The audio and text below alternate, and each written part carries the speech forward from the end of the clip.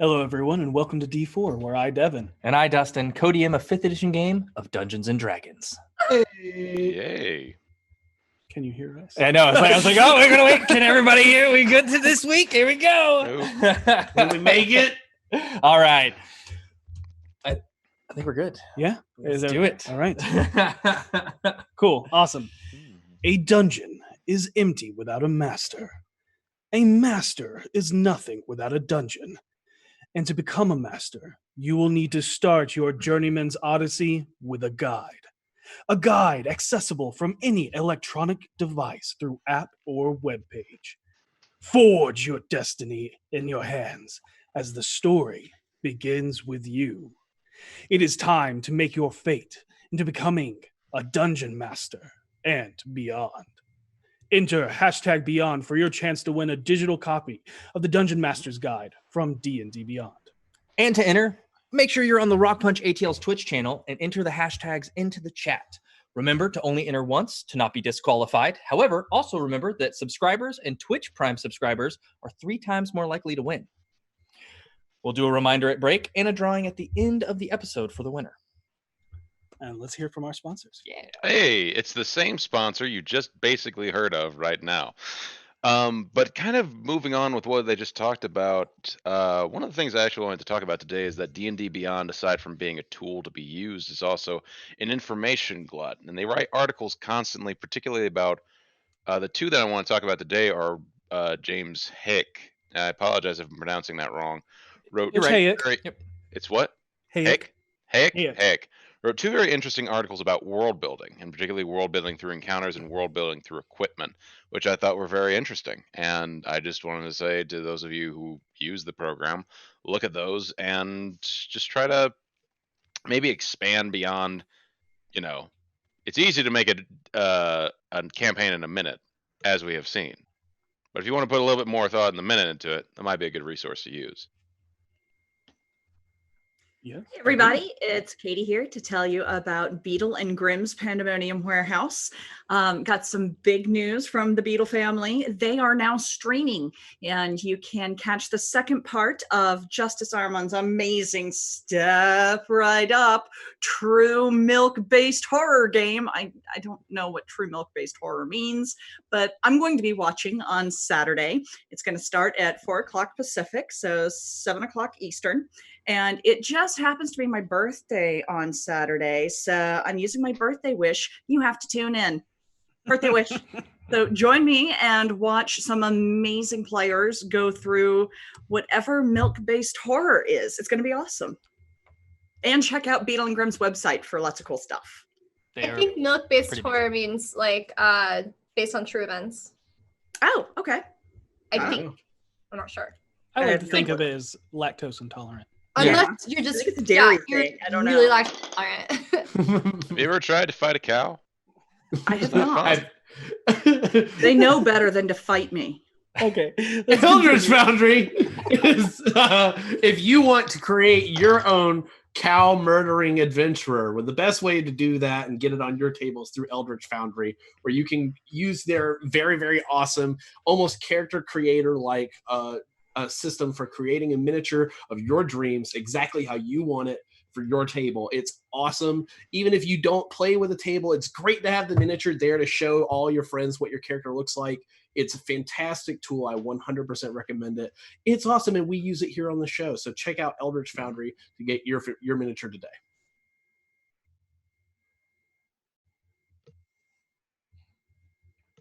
You're muted, Katie. Sorry, everything minimized. And my cat is trying to carve up my blinds. Anyways, that's not the point. The point is, you're a nerd. You like nerd stuff. Otherwise, why are you here watching a Dungeons & Dragons podcast live stream? That's right. Wave your nerd flag proud, because there's other nerdy stuff, so buckle up. We got RockPunch, ATL. That's right. Those are the guys who produce us. Those are who are on their stream channel right now. Unless you're listening to the podcast, then you might not be aware of that. But that's what we're doing. RockPunch ATL streams other cool stuff too. Right now they're streaming Last of Us, because the new Last of Us should be coming out sometime this year. When? I personally don't know, but I'm excited about it. Boy, oh boy. And then Animal Crossing. So much Animal Crossing. We're gonna cross all the animals. We're gonna cut down the trees. We're also gonna shake the trees. Now we're doing landscaping. Get your shovels out. Yep. Ladders are a thing too. Get excited. Say hi to Isabel. Thanks, Morty. That is such a Rick and Morty ad. Oh my god, that was amazing. Without further ado, Let us immerse ourselves into the chronicles of D4.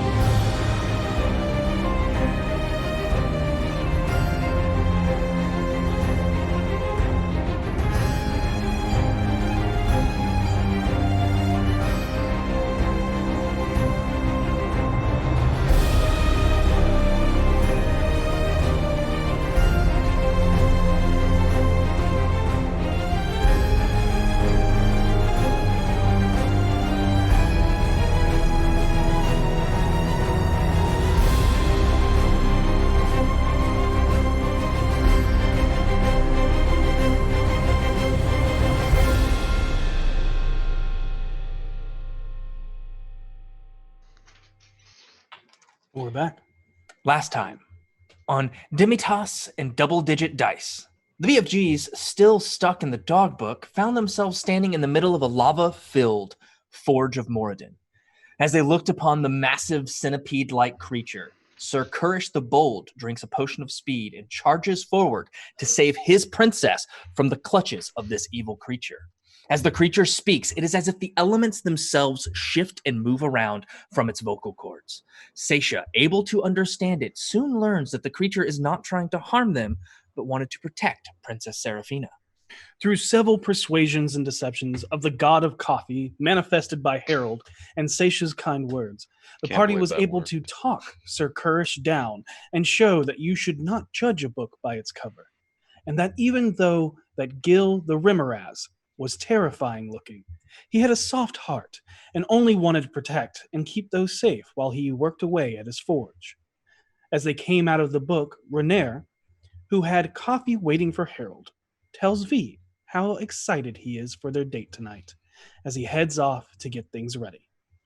The party learns from Voss that he needs to head to the casino known as La Spina d'Oro in order to find a necklace belonging to a friend of his. The party heads to the dock ward to a casino that Harold and V are all too familiar with, a casino that once was managed by the Harlequin himself. Their nerves begin to take over, wondering if they will find him there again after believing him to be dead. The BFGs enter the casino and play the greatest games of gambling that any of them have ever played in their entire lives. Or probably will play. Yeah. It's all downhill from here, baby. So many natural 20s. Nice. This causes them to be invited to the High Rollers table, where they bet a necklace that leads to Manshun and the Zentarim's main hideout. With this offer, they are brought upstairs, where they meet the new proprietor of the casino, a hobgoblin named Karnan, also known to Harold as the Cudgel of Carnage, who has a pet basilisk and works for the Rose. They learn that the Harlequin indeed has gone missing and that other people in the Rose's organization did not like him. In the end, they gather Orso's necklace and make their way back to the Spirits of Trollskull, where Renair is waiting for V on their date, and that is where we will begin tonight's session. Renair has sent V to fetch a carriage and has given you all a letter of all the locations of where they might be tonight, should you need them. Oh, and I almost forgot. I have set up a moving service to assist you all in moving any essentials you need moved. They should be here tomorrow morning. Remember, anything you want to leave behind, just leave a letter about its upkeep with Leaf, and I promise I'll take care of it in your absence. I promise we'll keep each other safe, and we'll be back before too long. So don't wait up. Have a wonderful time. Be safe. And He I just smile- kind of give 2 thumbs up to V, like, you got this. V. Yeah. You and Renair get a carriage that you flag down, which he offers to pay for. Oh, it's okay. You don't have to pay for it. I got it. Oh, I insist. It's all right. Okay. Sure. You all get into the modest carriage, and along the ride, you make small talk about the book and the adventures you had in it, explaining how you felt connected to the mountain and excited about the outside world. You get so wrapped up in telling the entirety of the story, as he asked before, that before you know it, you're part within the court of the White Bull. Wow, that is just fascinating. The magics of this world is astounding sometimes. But hey, as real as that may have seemed, I can assure you that the real world outside of this city can be just as exhilarating, scary, dangerous, fun, and beautiful. Well, so far, all I've seen is some swamp marshes, and that was not ideal for me. But I would just love to at least see just the mountains. Like, I can't. It really bothered me coming back and realizing I had never been to mountains before, and yet I thrived so well on them. I didn't even know that I am not sensitive to cold until now. V, trailing off with his last word and being enraptured with your excitement for the mountains, you catch Renair's eyes linger interlocked with yours in a moment of silence before he nervously realizes and clears his throat before continuing. Yeah, that sounds fascinating. I thought we could take some horses outside the city for a ride. And I think I would like to see an old friend of ours. It's been a long time since he's been outside of the city. That is, if you don't mind. Who's our old friend? Come with me. Okay. Oh my gosh. I'm so excited. Oh my God. Okay.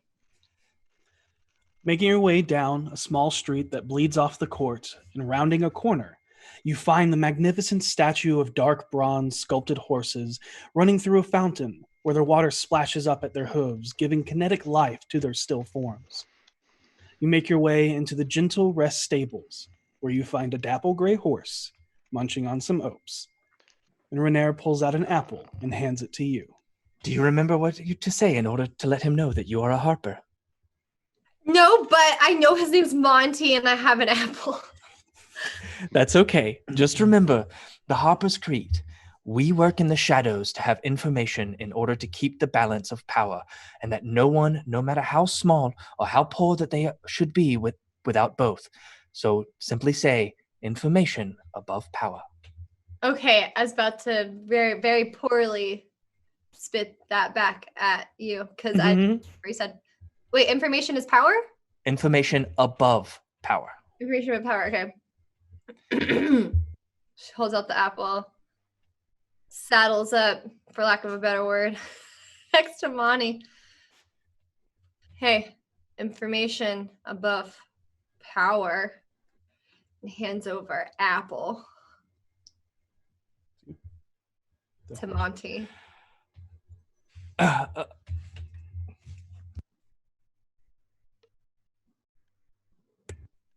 Monty is dumbstruck by this. You guys are muted.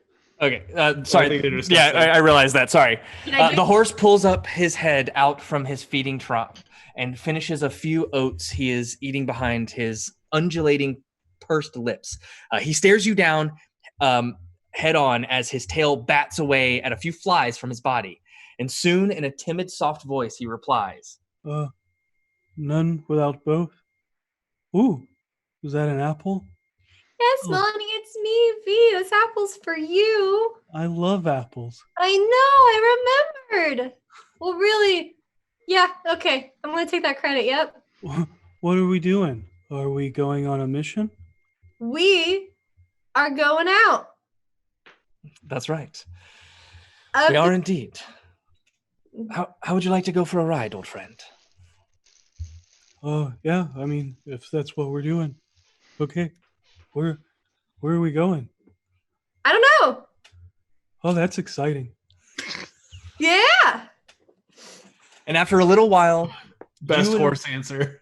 you and Renair saddle up and rent a large, pure black, long-maned Frisian draft horse for you and the dapple gray Lepizon for him. Following Renair, you make your way down to the edges of the southern ward, where the smells of a wild array of authentic ethnic food from across the world fills the streets. A warm, inviting scent of aromas, as opposed to the wretched stench of the dock ward, fills your nostrils. Renair takes you to a street merchant, selling food from a portable kitchen street cart of one of his favorite food combinations.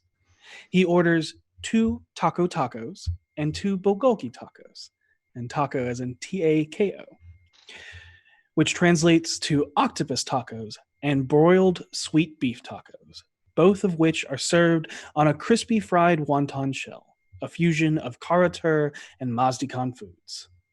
There is one last place I wanted to take you. Are you ready to truly see the Splendor's beauties in a way you'll never forget? Yes.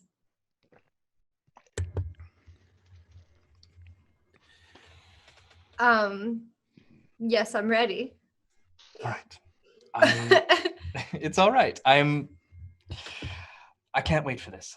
I think it's something that you'll really enjoy, and I'm pretty sure it's something you've never experienced before, but I could be wrong, but I'm taking a shot in the dark here. Okay. How do you like the tacos? They're really good. Aren't they? I love the blend of the two cultures, and it's a little bit of something different from outside the city.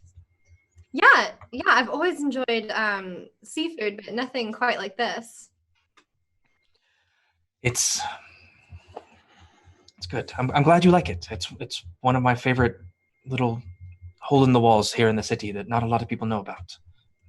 Not a lot of people make their way down to the dock wards unless they're here on business. So Southern Ward. Yeah. The Southern Ward, unless those who live here. Right. So where are we going? All right. This way. You make your way back up to River Street and head out to the river gate to the east, out of the city and down the same winding path that you took when you all headed towards Waterdeep Forest, currently cursed into a swamp by a hag. However, once you reach the evergreen fields of grass, you start to head north across many of the farming lands and large acre noble villas. You eventually come across a large Spanish white stucco ranch villa mansion with a bright red terracotta roof. In the distance, you see hundreds of grapevine-covered trellises in a pretty sizable vineyard. You also notice many stables and fences and acres of open land, all of which is encased in a 70-foot-high netted tent canopy. Across every door and every gate is the family crest of the Bellabrontes, noble house which reads, "Virtue alone in nobles." They are known for breeding, raising, and training the griffins for the Griffin Rider Cavalry Guards of Waterdeep.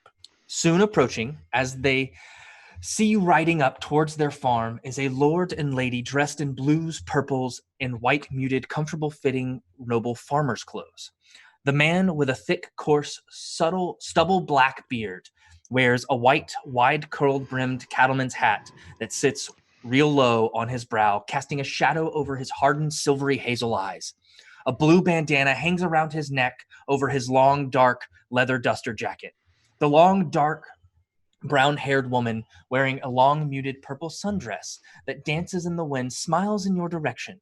As she looks back behind her, you see off in the distance, near the house, a young girl in her early teens playing with a golden nimblewright with digigrade legs, dressed in a red tabard emboldened by the image of a silver griffin and a foppish cavalier hat.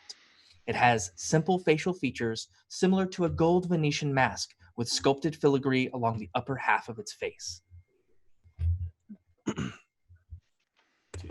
Salutations, neighbors. What, may I ask, brings Lady Gathala and Lord Neverember to our lovely abode? Lord Alistair, Lady Geneva, it is so good to see you. It has been a few years since I've needed your services. This time, I can assure you, it is just for an evening stroll. Lady Gathala has never seen the city in all of its true splendor, and I was wondering if we could perchance acquire the aid of some of your griffins to rectify this traversity. Well, miss, I can tell you're strong. The weapon on your back lets me know you can handle yourself in tough situations. But are you scared of heights? I don't think so. I one time jumped out of a third-story building. Good. I think we have a pair of young stallions that need some breaking in to learn a little more discipline if you think you're up for the task. I'm willing to try. I'm so up for it. Well, then just follow Geneva and Anastasia, the ladies in Griff, our tin can. We'll get you settled into your saddles and set you on your way. Always a pleasure to see our fellow nobles pay us a visit from time to time. Also, to save yourself some trouble, stay on the outside and try not to fly into the city. Don't want to cause trouble with the Griffin Rider guards. Just make sure to have our griffins back by nightfall, or at least soon after. Okay. You ready? Yeah. All right.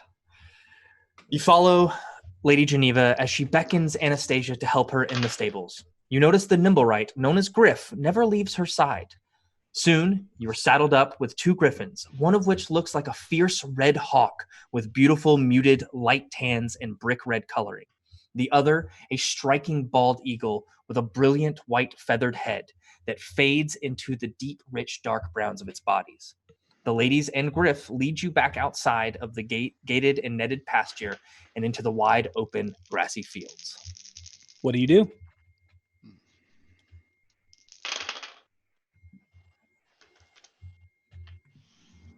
I'm sorry, my two cats who Or just really being real needy? they were really fighting and growling and like I was trying to I missed that last bit. It's okay. You're led. You're led outside. You're on the griffin. What do you do? I fly up in the sky. Okay. Go ahead and make an animal handling check. Got it. Forgot about those checks. Right. 3. 3? Oh my god! Okay. Don't like you. You try to coax the griffin to move, but it is stubborn and refuses to move in the direction you wish. Come on.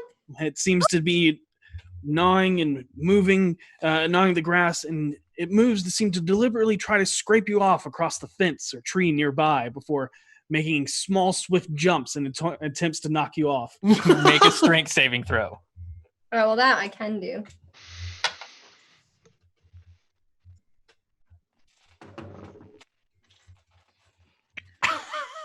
Oh, well, that's a 23. Oh, yeah. You hang on, and you hear Lady Geneva speak up as she just, now with these stallions, you have to show them who's boss. Don't be afraid to put a little more hitch in your giddy up. That one theirs can take it. So with that, you can either make an intimidation or an animal handling check. Your I will choice. do intimidation. Yes, baby. And that is 12. Okay. And with that, It's rocky, and you fight with the griffin for a little while, but it eventually takes off. and you watch as Renair has a little trouble getting his going at first too, but along the same lines, he does manage to kindly rein it in, and you see a little assertion coming from him as he, kicks it a little bit with the stirrup and gets it going. Soaring up into the wind, you quickly raise into the sky as everything below you becomes small, like looking down at ants. You feel the strength and power of the beast below you with every beat of its massive 12-foot wingspan. Soon, lofting up beside you is Rainier, with an ecstatic glow to him, a sense of adventure and pure bliss as he beams with joy and excitement. His hair wafting in the wind as you two soar next to each other, looking out at the growing, ever smaller city of splendors. The colors of the waning sun as it drifts below the horizon paints a cascade of deep, warm hues across the cloud-scattered sky. From one side, you see the ever-expanding world of Faerun, the trees, the rolling hills and grasslands, and even the edge of the Sword Mountains to the north. On the other side, you start to see the only things you've ever known, in a way you've never dreamed of. You see all of the massive walking statues. You see Trollskull Alley, Blackstaff Tower, the Font, the Castellanter and Gathala villas, the imposing Mount Waterdeep, and the harbor of ships it lords over. You feel the wind in your face and the call of the wild. You have never felt more free. What do you think? It's beautiful. This is the City of Splendors. This is what we have fought for. What we nobility, I guess, rule over, if you call it that. Well, I don't. Not anymore, at least. Same. Oh, really did. And I agree completely. When you're up here, you kind of see it from a different perspective. Yeah, everything looks so small. Like a dollhouse. It does. It's fascinating. They look like little ants in a colony. In a way they are. Or we are, I guess. We are very small in a very large world. Toril is a lot bigger than you think. Even the Sword Coast alone is massive. And we live in one of the biggest cities in all of Toril. But yet we are so small when you look upon her beauty.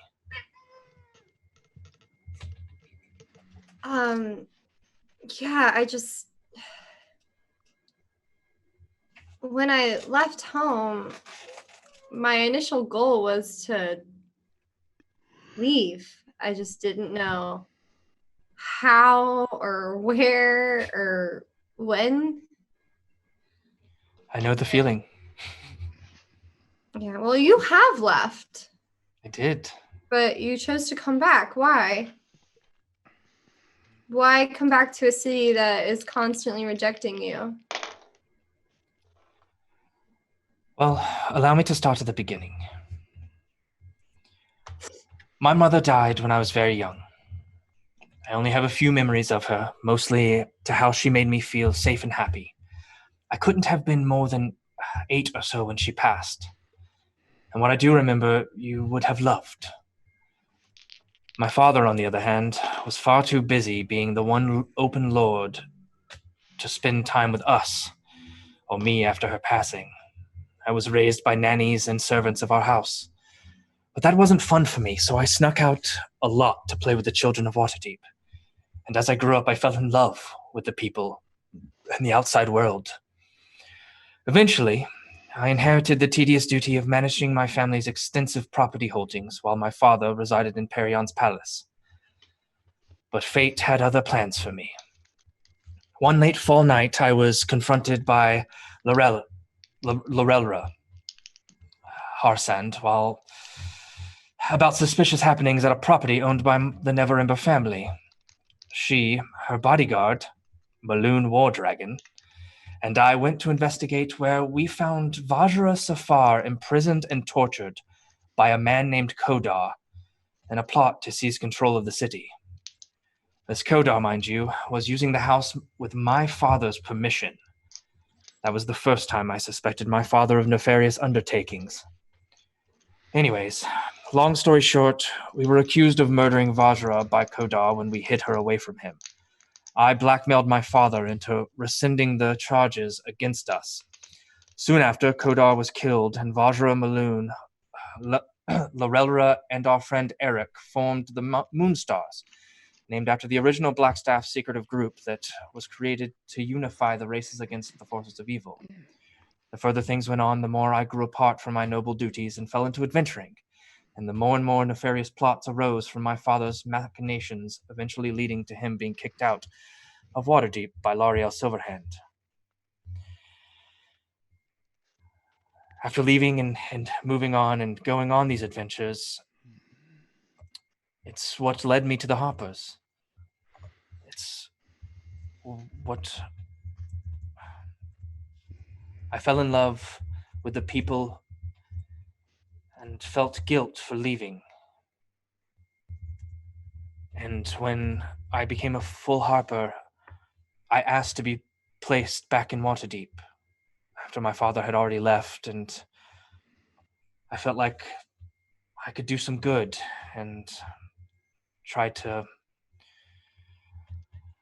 rebuild the name that he had so sullied. Granted, he is doing quite well in Neverwinter now. Kind of in the name. Sorry. Well, coincidence, but yeah.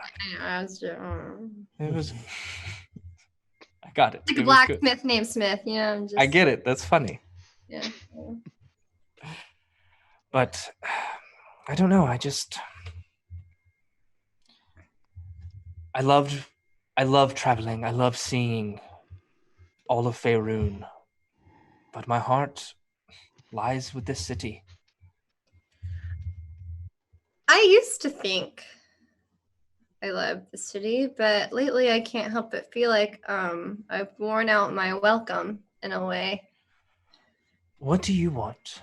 Where does your heart lie? Definitely adventuring.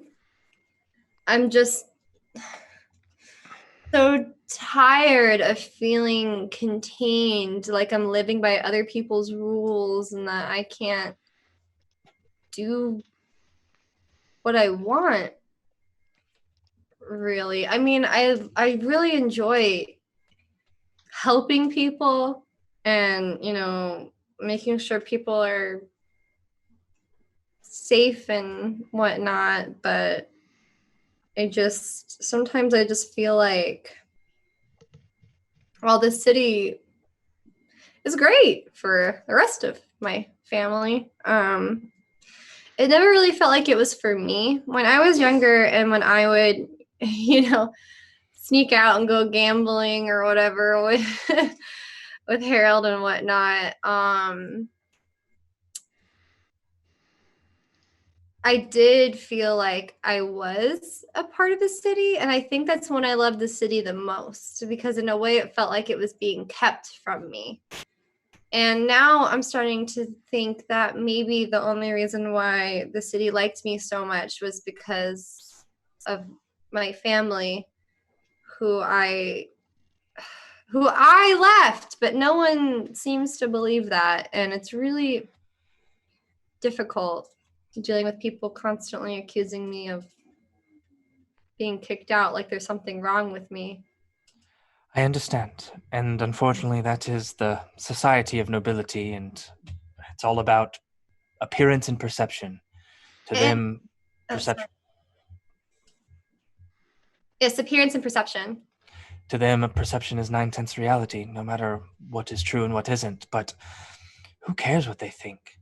All that matters is what you feel in your heart, and all that you care about, those around you. As long as you don't mind, then don't let it get to you. And as soon as you can, go on those adventures. Be free. You're no longer burdened by the chains of nobility. And it's your choice. It's not theirs. It is your choice. I guess my other issue is I don't just want to leave by myself. I don't necessarily want to be alone. Well, Um, you have a family. You have a new family, friends. I assure you, trust me, I've been in your shoes before. I did not think that I would ever leave the city, nor the group I was with, because they had very strong ties to Waterdeep, would ever leave the city. But the Moonstars are more my family than my father ever was. And eventually, our adventures took us outside this city. And I would take a bet in it that the gods have more in store for you than just nobility squabbles and riffraff here and there in the city. yeah. I just can't help but remember all of the stories that my gran used to tell me, and it just kept making me feel like that's where I should be, but I don't even know how that's possible, especially considering our, tribes were destroyed. Well, Yeah. maybe I don't even know how to really travel through mountains. I've only been to one, and it was a fictional one in a book. So, well, there's only one way to do it, and that's to do it. So maybe you can go try and find the last known location of your tribe. I don't know. I'm just like, I need some sort of closure or something. I don't know. My big issue right now is everything. Like, I'm supposed to have a plan. I'm supposed to know what I'm doing, where I'm going, and what I want, and everything. Everyone else seems to have like fairly clear ideas of what they want. I didn't know what I wanted, and I still don't know what I want. I live by the Harper Creed, and that's how I live my day. I don't know where I'm sleeping from one night to the next because I like to give back to the taverns and inns that are in this city, which is why I stay in a new tavern or inn every day or every night. It's wherever the harp plays and the wind carries me is where I tend to find myself going. And I'm very happy that it led you and your group to me, and that and my friend Floon. It's quite a happenstance for sure. Yeah. I do miss that talking axe though. Azure Edge, yes. Who knows? Maybe one day it will be bestowed upon you once again. Then I'll definitely have to stay in the city. That's kind of his whole point of existence. It is. And so it seems like from the gist of it that it wasn't meant to be at the time, because you're not destined to be in the city right now. And I see that I actually noticed the blade on your back. I remember when Maloon got that. I'm glad that he gifted it to you. I cannot see a more worthy person to wield it. Thanks, that means a lot. Have you ever fought a Bahir? No, I don't think so. Have I? I don't think I have. No. You haven't. I didn't think so. I feel like I would have known. Okay. Yeah, you would definitely know these things. They are fascinating creatures. They're they're related to dragon. They're dragonkin. They are massive lizard beasts that have multiple legs, 8 or 10 legs, and they have the ability to coalesce electricity within their body to where they can send it out in a streaming bolt of lightning. Terrifying creatures, but they actually hunt dragons. And I believe that is what that blade is known for. Wait, but I like dragons. I don't want to kill dragons. Not every dragon is good. Dragons are tricksters, and especially those of the chromatic. They're embodiments of evil. Well, the one that I know is not that at all, and he's really nice, and we're friends with him. You know a dragon? Yeah. Oh my god, I just blanked on the name. Crap. Can anyone help me? Billy Bob. Nobody's there with you, but you can make an intelligence roll at disadvantage to try and recall that information. Great. Bob the Dragon. Oh my goodness. What's his Bob's the bush. name? You said I'm There doing an intelligence check? Bob's. Yeah, intelligence check. 9. 9. You, on the tip of your tongue, you know it starts with a Z.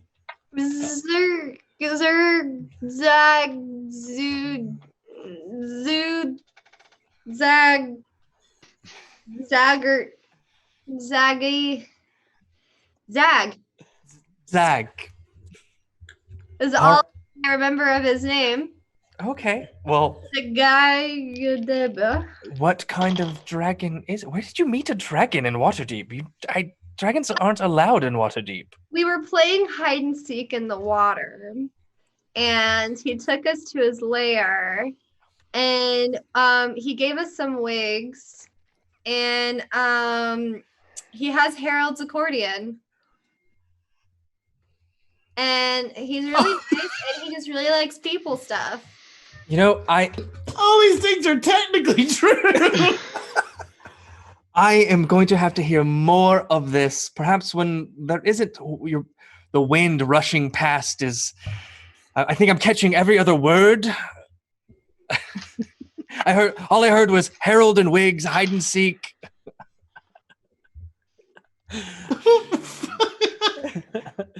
And as the night begins to take hold over the fading colors of the dusk sky, you hear an eruption of earth from somewhere down below. You can make a perception check if you so wish. Yeah, I'm gonna do that. At disadvantage. I will do that. Because low light. I'll do it anyway. I hear disruption right now. These two kitties are growling. I hope you guys can't hear it. It's the Griffins Yep, it's the Griffins. Griffin. fighting against you. Yeah, that's what happens when you introduce cats to each other. Perception? Yep. It's gonna be 12. 12? Okay. Swooping up from below, you hear a haunting, ear-piercing shriek ring out through the sky. I need V, Rainier, and the Griffins to make con saves. Oh, hell yeah. Okay. Oh no! Oh no. Oh no! Oh no. All right. Oh no. You each, Dustin, roll a d20 for your Griffin, I got it. Yep. Oh, and V, roll a d20 for your Griffin. Wait, would my Griffin get my bonus? No. I have the sheet. Hold up. Just tell us what the D20 is. Okay, the Griffin did better than me. Wow. I'm scared. So I rolled a 10 and my Griffin rolled a 15.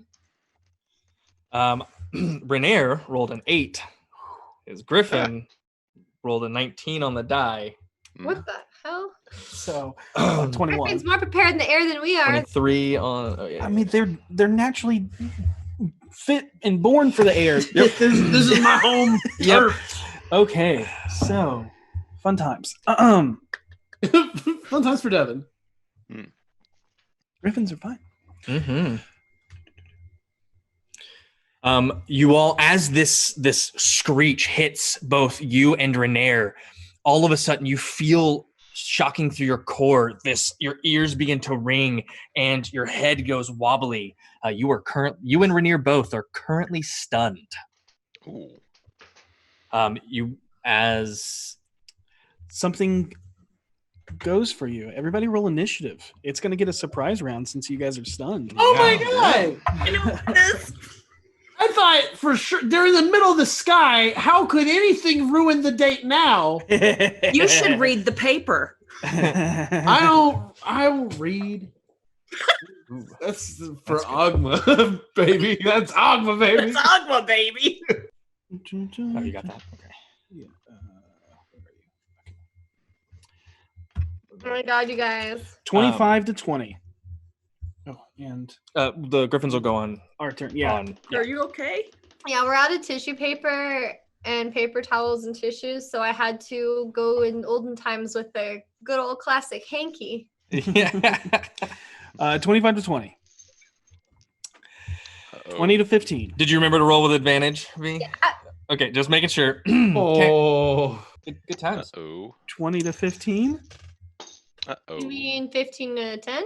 Yeah, I was just double checking on that 20 to 15. Yeah, No. no. Okay, 15 to 10. 13. 12. Yep. It's gonna be great. It's gonna be great. It's gonna be good. Oh, an 11 and a 10. Yep. It's gonna be so good. So yeah, we're stunned, baby. Let's go. Mm-hmm. Sorry, my chair so squeaks. Need to oil it. Can you oil chairs? Yeah. Okay. Well, Yeah, get some WD-40. I have to go to the store soon. not gonna need it because apparently we're about to oil it with your blood. Like, Hey, V. Yeah. High or low? Hi. Okay, it's going to attack Renair. oh no! Oh. You saved yourself. You killed your date. Ghost. Renair, does a 17 hit you? It most certainly does. Okay. Wait, no, cast shield. Damn it. Renair cast. All right, swooping up is this a massive man this massive like humanoid weird vulture-like creature. With large blue-gray leathery skin, vulture-like creature with dark gray ash feathered wings with a light gray hairy mane that fades down its back. A dark green haze floats around and falls off the creature as it skyrockets towards you in your direction. And Michael Keaton, is that you? That is not me. I'm going to Maybe a relative? I'm really jealous about their date. as he bites into Renair and does 14 points of piercing damage. Also, that is not what I thought it was. Michael Keaton, no. A 21 to hit. Yeah, that'll hit. Ooh. Mm-hmm. Mm-hmm. Another Sorry. 14 points of slashing damage as it bites into your shoulder and then starts raking its claws across your chest, perched on the back end of this griffin, and it is going to go first. 14. Okay, well, that's what I thought. Yeah. So 2 attacks. It goes first in the round. You are no longer... Nope, still stunned. Still stunned? Yep, until the end of this turn. Got it. 15. That misses! 15 misses. Second attack as it goes to rake its claws against you again. No. That is a 24. 24 will definitely Lie about it. hit. Just lie to the man. 22 points of slashing Ooh. damage. He can't see what you're looking at. Ooh. Cover it up. Yeah, Renair, don't look too good. Use D&D Beyond to lie.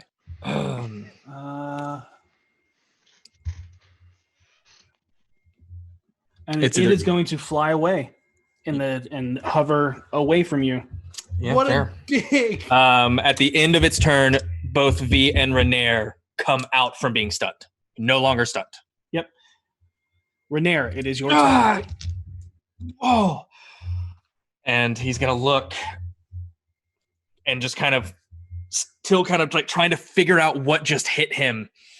He's going to attempt to look to you and then just kind of pull and turn his griffin towards it as he draws his rapier. And it looks like a big vulture person? Looks like a big vulture person. Fuck. That's about all you can add to this in reality. Is it like a shadowy vulture person? Can we see it from where we are, perhaps? I mean, if you look in the overlay, you can see what it looks like. Yes, I do see Get that. big enough Oh. to see it. Can we throw rocks at it? This from is this like distance? one of the 3 fucking monsters in the entire book I know. And man, this is bad. Yep. Get immediate like dark crystal vibes from its face. Skeksis. Jesus. All right, Renair, what are you doing? Yep. Bonus action, second wind. Yeah, yeah. 'Cause- ow. Hey, that's not bad. That's almost maximum. So we're gonna Nice. heal that. I will let you guys know, since you have stallions and not the other option that was available, you will have to make an animal handling check in order to use the griffin to attack. But that is not going to count as your action or anything. That is part of the griffin's action to try and get them to coax them to do what you want it to do. But you can use the griffin to attack. You just have to make the animal handling check.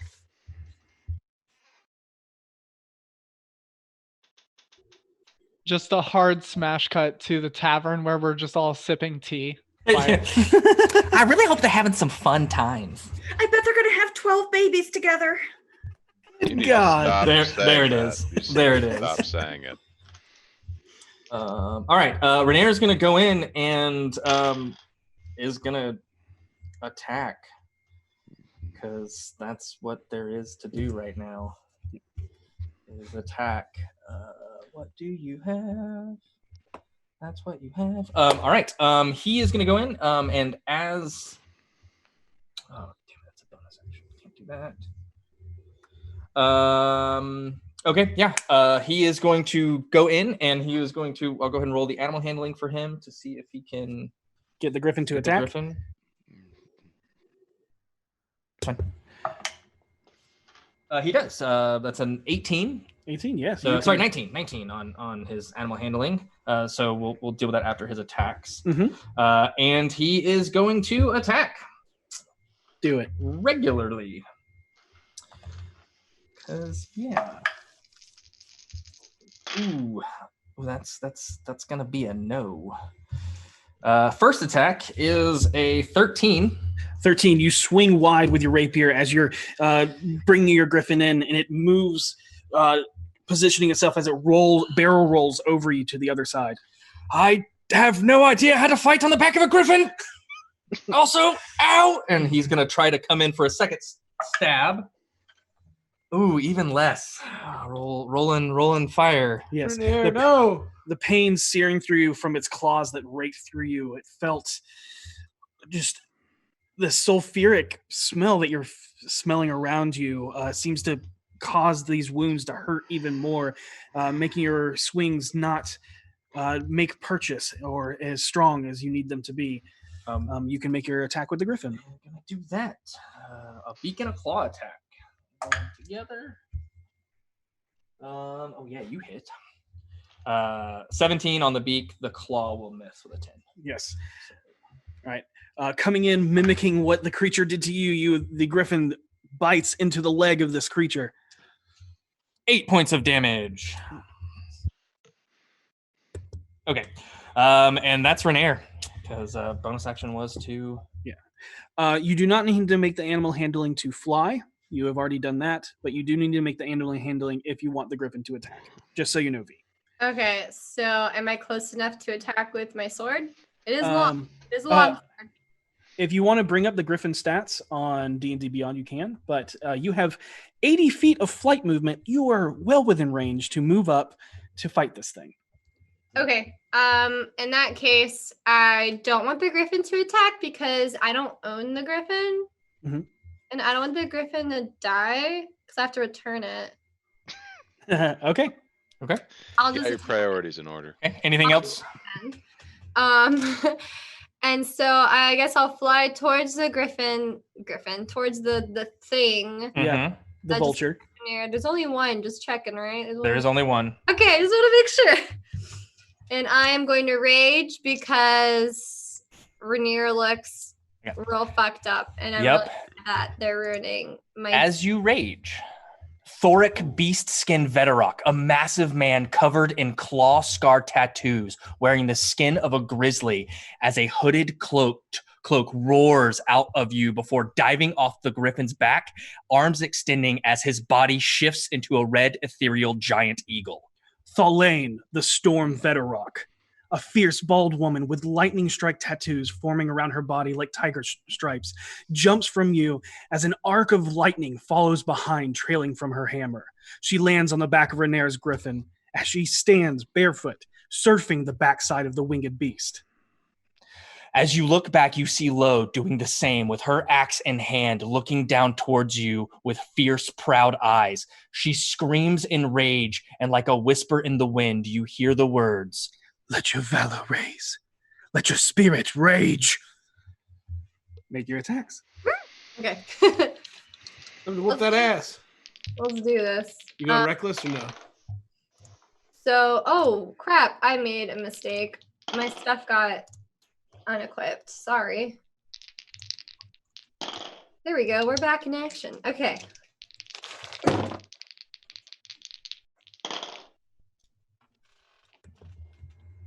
Okay, 23 to hit. 23 hits. Are you recklessing? Yeah. Okay. I just need to know for my attack. Yep. I'm sorry, I'm like all of a sudden. Okay. Recklessing is what gives me advantage, right? Correct. Okay, I just want to make sure. Okay.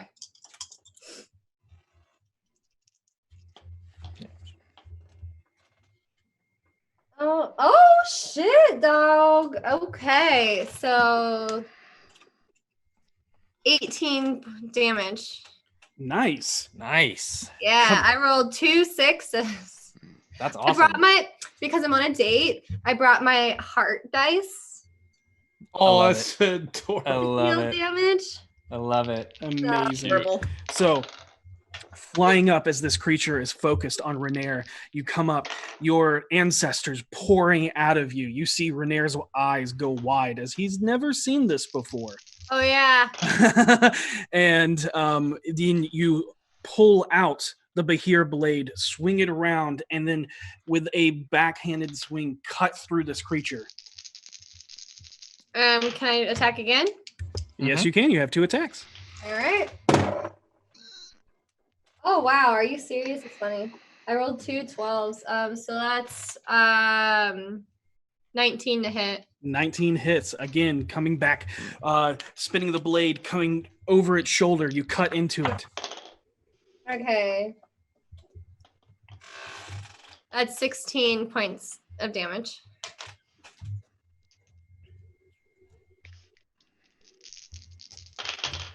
Yeah, it cuts into it, and you see a part of the blade clip the wing as a bunch of spores radiate out from underneath the feathers that look where it's harboring mold and fungal spores. I need you, Take a bath. Rainier, and the 2 griffins to make Constitution saving throws. Oh my God. I don't like this thing. Okay, I'm this one. The griffin is this one. Oh shit! The griffin rolled a 20. Nice. I rolled a 19. That should probably do the trick. Dang, Griffin, I should use that die for myself. Rainier. 13. Okay. Dear, Rainier's what? griffin. 8. Ooh. Got it. Damn. Rainier and Rainier's griffin, you watch as you cut into this thing, sending spores out in his direction. You shield yourself as the griffin you're riding brings up a wing, causing a gust of wind, knocking the spores away. But Rainier is overtaken by all of this mold. As you see, he is coughing and hacking, and it looks like he is poisoned. No! Griffin. Yep. He's going to take. The start of their turns. Is the start? Yeah. Yep. Okay. Okay. And let's see if it's. That's done. All right, Never Ember, It's time to going get to in the make game. 2 attacks against you, V, because you hurt it real bad. Yes, I did. So it's going after me now? Ethan, what is that thing? Find out and I play. guess never mind. It doesn't dictate that it's that's an action, but it is chat an it to action. me. So that was his Okay. action to do that. It is Renair's turn. Renair's going to take some poison Did damage. not attack me? No, his action was to do the spores. Yep. And that's what this creature did. Yep. Okay. Renair, you take 6 points of damage, and your griffin takes 2 points of poison damage. Rainier, no. Got it. Gotcha. I can't have my date die. Not only is that going to look bad, but Renair is like coughing and goes, I bloody hate these. And then he's gonna go in for an attack. He will use his bonus action to spend a superiority die to use feigning attack, which will cancel out the disadvantage from poison. That might actually hit. 17. 17 hits. All right. He will. Just Get it.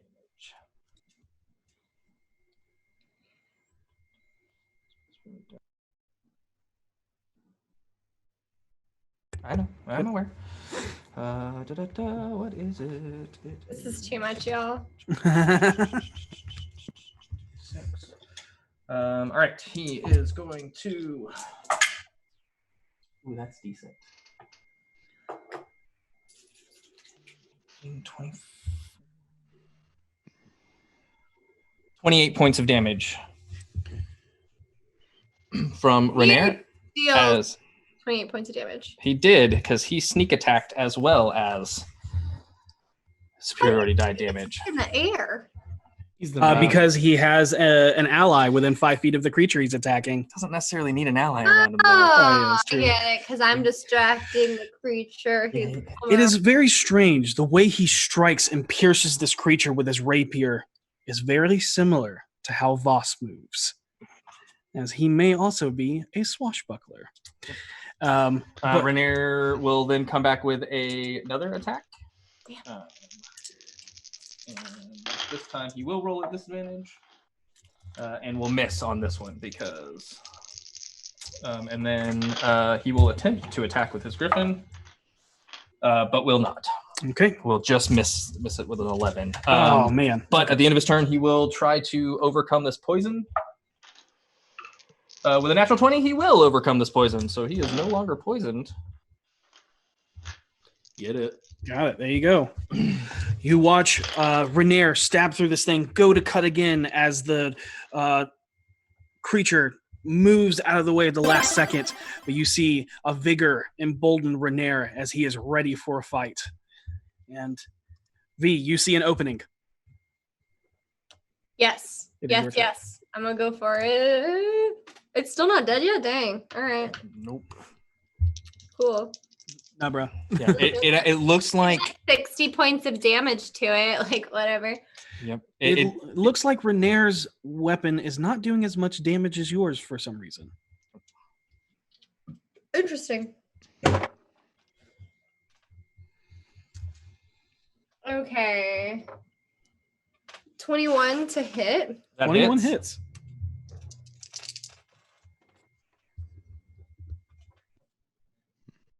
Okay, and then 14 damage.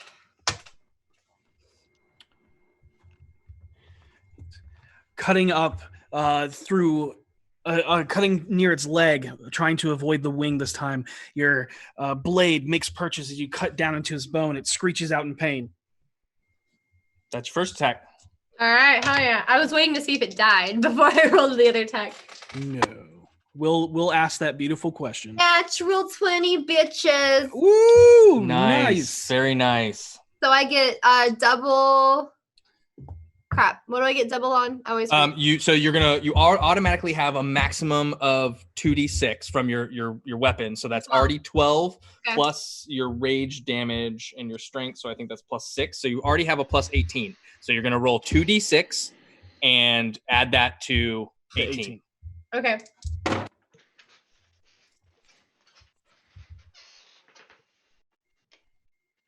24 points of damage. 24. 24. Nice. But this time you come in with the blade as you come down, seeing this opening of it. You come up right under the wing and cut right up into the chest, and you watch as this black ichor-like blood just sprays out of it, and you just see it kind of like cascading down like rain as it just does this other just screech, and it does not like that. So V's gonna yell, "I don't know you. That's my date."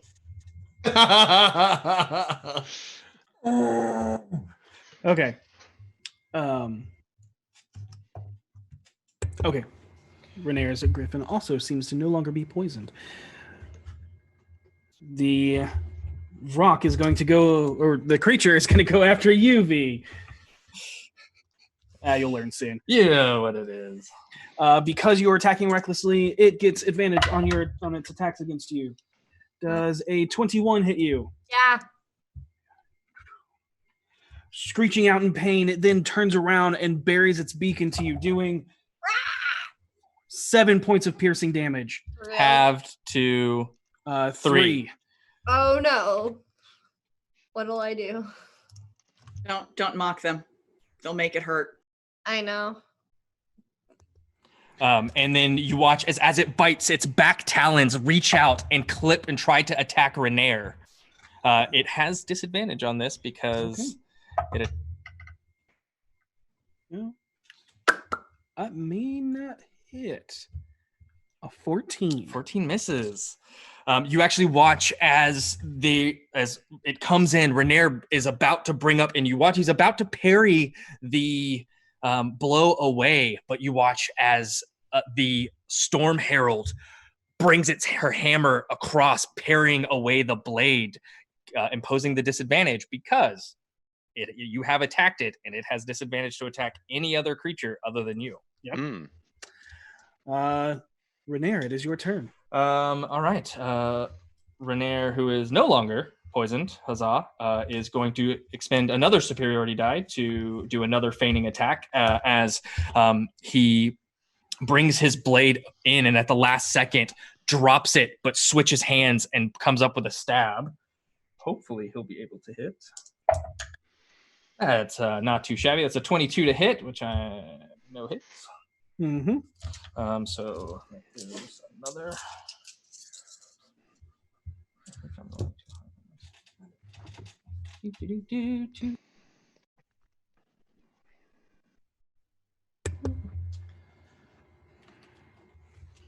All right. 17 plus 21 points of damage. All right.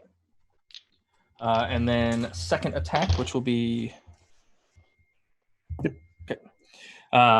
Second attack will come in, and that's a 3 on the die.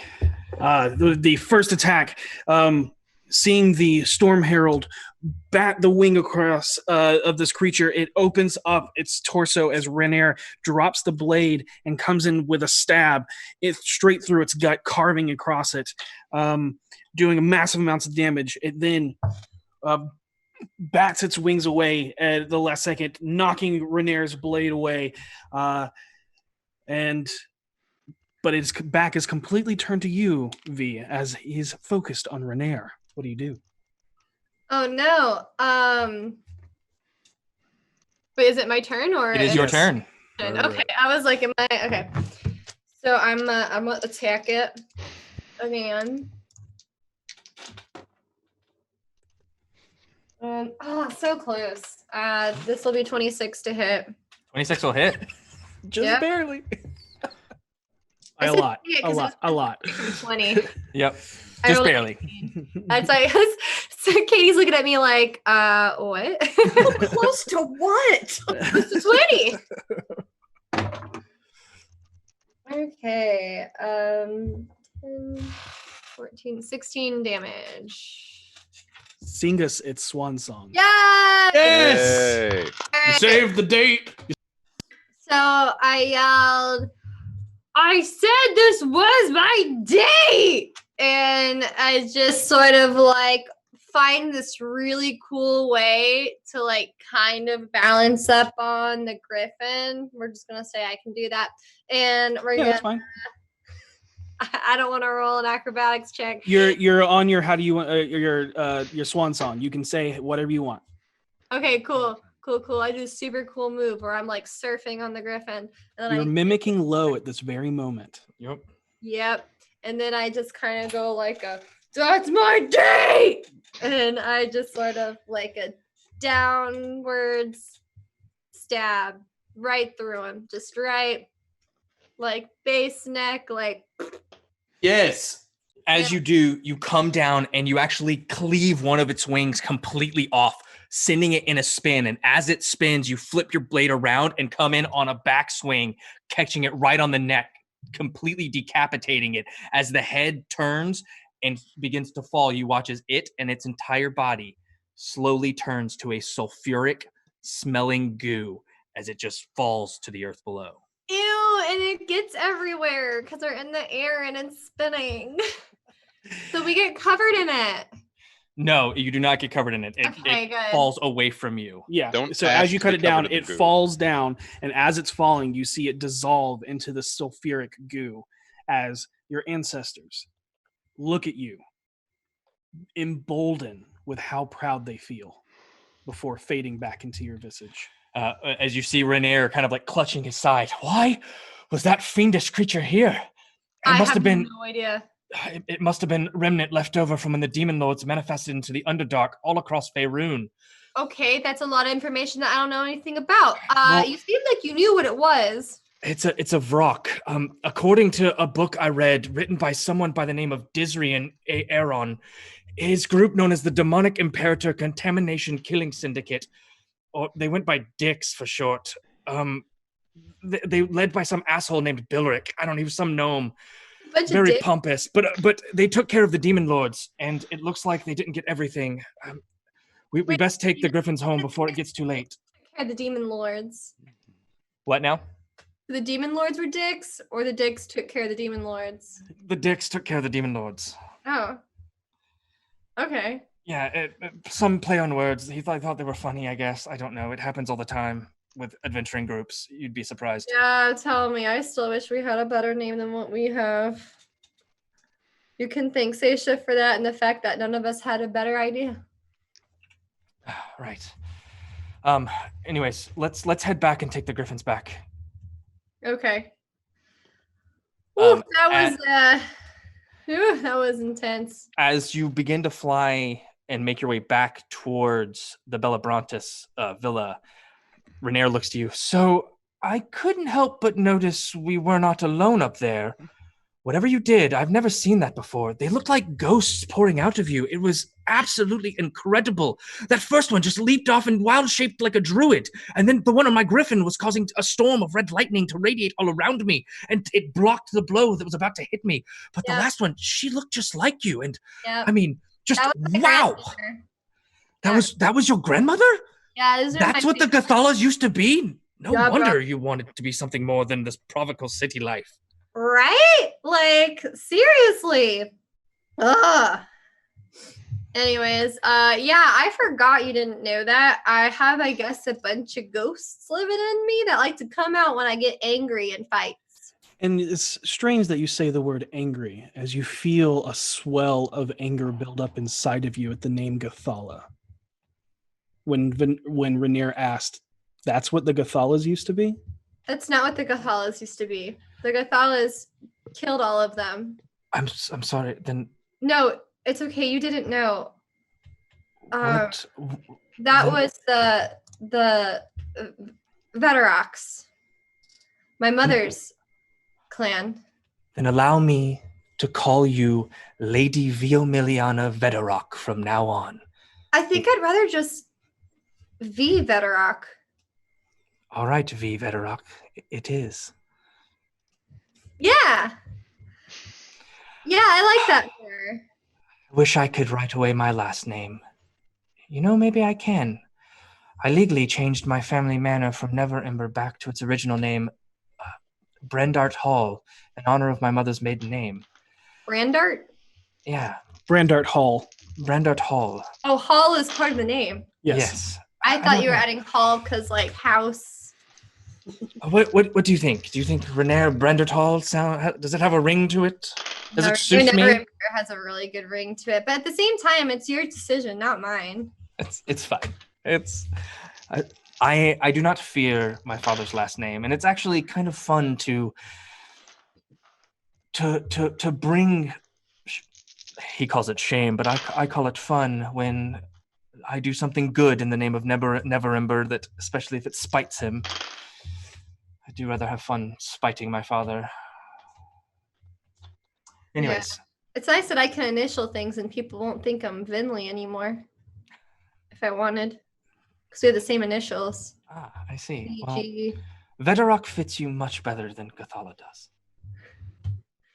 I think so too.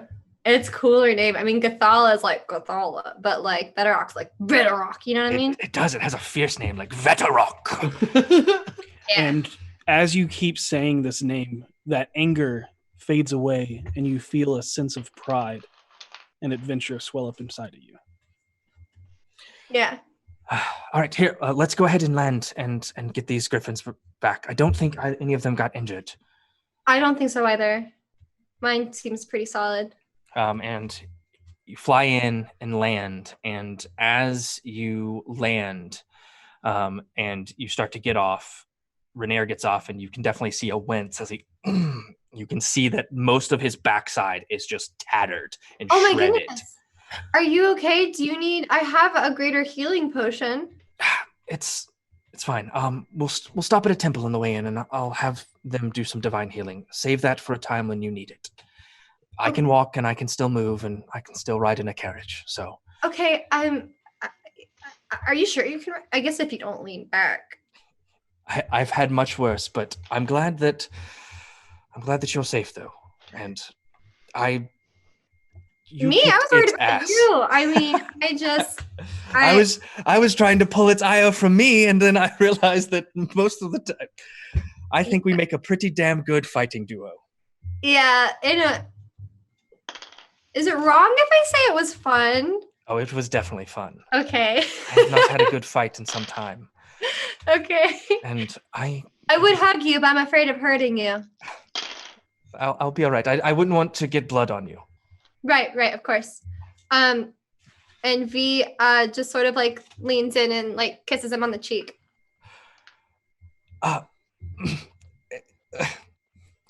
We should I'll get the carriage, and he runs along, and you can see he's like 6 shades of red, but all grin ear to ear. You return the griffins. Adorable. You return the griffins easy enough as Renair goes to fetch your horses, because you brought horses. Oh, horses, right? Not a character. Horses. Yep. Duh. Fetch your horses to... He's all flustered. Yeah. To make sure that Geneva does not see the blood-stained tunic that Renair has. There are no damage to the griffins, so therefore you do not have to make any payments on damages. Good. But you make your way back over to Monty and the black horse. And you hear Monty going, "Oh, hey, are you okay?" I'll be all right, old friend. "Oh, hey, V, are you okay?" Yeah, I'm good. We're just going to go back into town and fix up Renair here. Did the bird horses do that? Yeah. The bird horses? No. I love her realization. Yeah. I'm sorry, I misheard you. The bird horses did not do that, Monty. Some vulture creepy sulfur thing. Known as of rock. Oh, Of rock. of rock? I thought those were on the ground. I'm going to stay on the ground. This is why I don't fly. Yes, of course. This is why it has nothing to do with your... Not a rock. You know what? Never mind, Monty. Never mind. Wait, Monty, do you have the ability to fly if you so choose? No. Don't wanna. Wait, but you could if you wanted? No. Somebody tried to make me fly once and used magic words, and I didn't like it. It's already high up enough as it is. All right. Well, that's fair. I can't imagine you flying. I feel like you'd just be like swimming in the air really awkwardly, uncomfortable. Mm-hmm. I turned upside down. No, Monty, no. Yeah. Did you learn any music? What? You know, to play on a harp? To play on a harp? Oh. Not yet, but I'm looking to get some lessons soon. Okay. I'm sorry that this lesson did not prove fruitful. I like fruit. In the Do you have base. an apple? Rainier reaches in and hands him an apple. What? We can stop by the Temple of Helm. It is on the way in the southern ward, and not too far from here. And over the time, Rainier teaches you what Vrox are.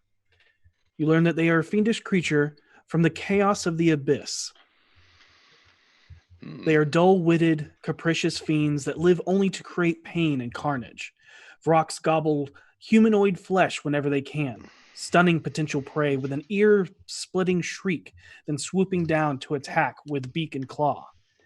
Being from the abyss, they dissolve into sulfuric goo upon death, breaking their tether to the mortal plane.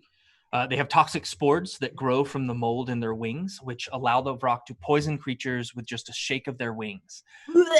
Coveting pretty things, Vrocks often target creatures wearing even the cheapest of jewelry or ornamental stones, but will always chase down a meal before chasing after discarded items as they enjoy stealing from the corpses. And so Rainier tells you that, and you make your way to the Temple of Helm. And Helm is. Oh, sorry. No. Go ahead. No, I was like, V asks Rainier, like, what would something like that be doing here? A couple of years ago, the demon lords were summoned to the Underdark, and with them came many of the fiendish creatures of the abyss. I forgot that D.I.C.K.S defeated them. Okay. They did. Yeah. They're actually a legendary group, and we're actually, from what this book said anyway, they defeated Demogorgon himself. Oh, wow. Well, I'm about to say, with that fight back there, I feel like we have some big dick energy here. Of the 3 years we played in that campaign, nobody ever made that joke. That is amazing. Nope. Wow. Yep. I feel like that was a fight. Like, I did what I got. Anyways, the Temple of Helm is over here. Helm is the deity of guardians and protection and protectors, so I should easily be able to get some healing here. Okay. Sorry. It's fine. You all right? Yeah, I just a little thirsty. Yes. And he takes you to the temple, and he's able to pay for services to be healed up. And they gladly lay protection over on him, and heal his wounds. And you and Rainier can spend the night doing whatever you shall wish. If you want to stop by a tavern, go back to Troll Skull, or do something else. He asks how you enjoyed going outside of the city. It was wonderful. I loved it. I would really like to do more stuff like that. Just to be outside of the city, become more familiar with it so it doesn't seem like some big, great, scary unknown. Well, then let's do what we can to finish what tasks you have in the city to get you outside of the city. Yeah, I'm so tired of the tasks in the city. Like, I don't even... No, honesty, I don't care that much about the stone. And, like, at the end of the day, what does it really do? Well, it's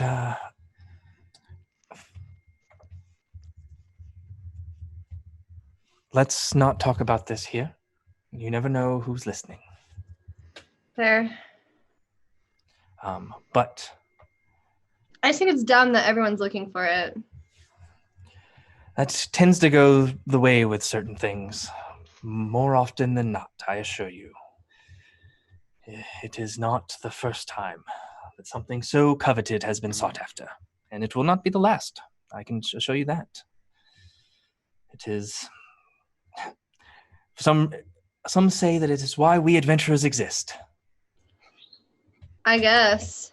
To try to make sure powerful things don't get into the hands of the wrong people. But how is everyone so certain that they're the right people? That is the conundrum. Actions speak louder than words, is what I always say. But trust those around you that you know you can trust, and those that have earned it. I just... If there's somewhere where we can...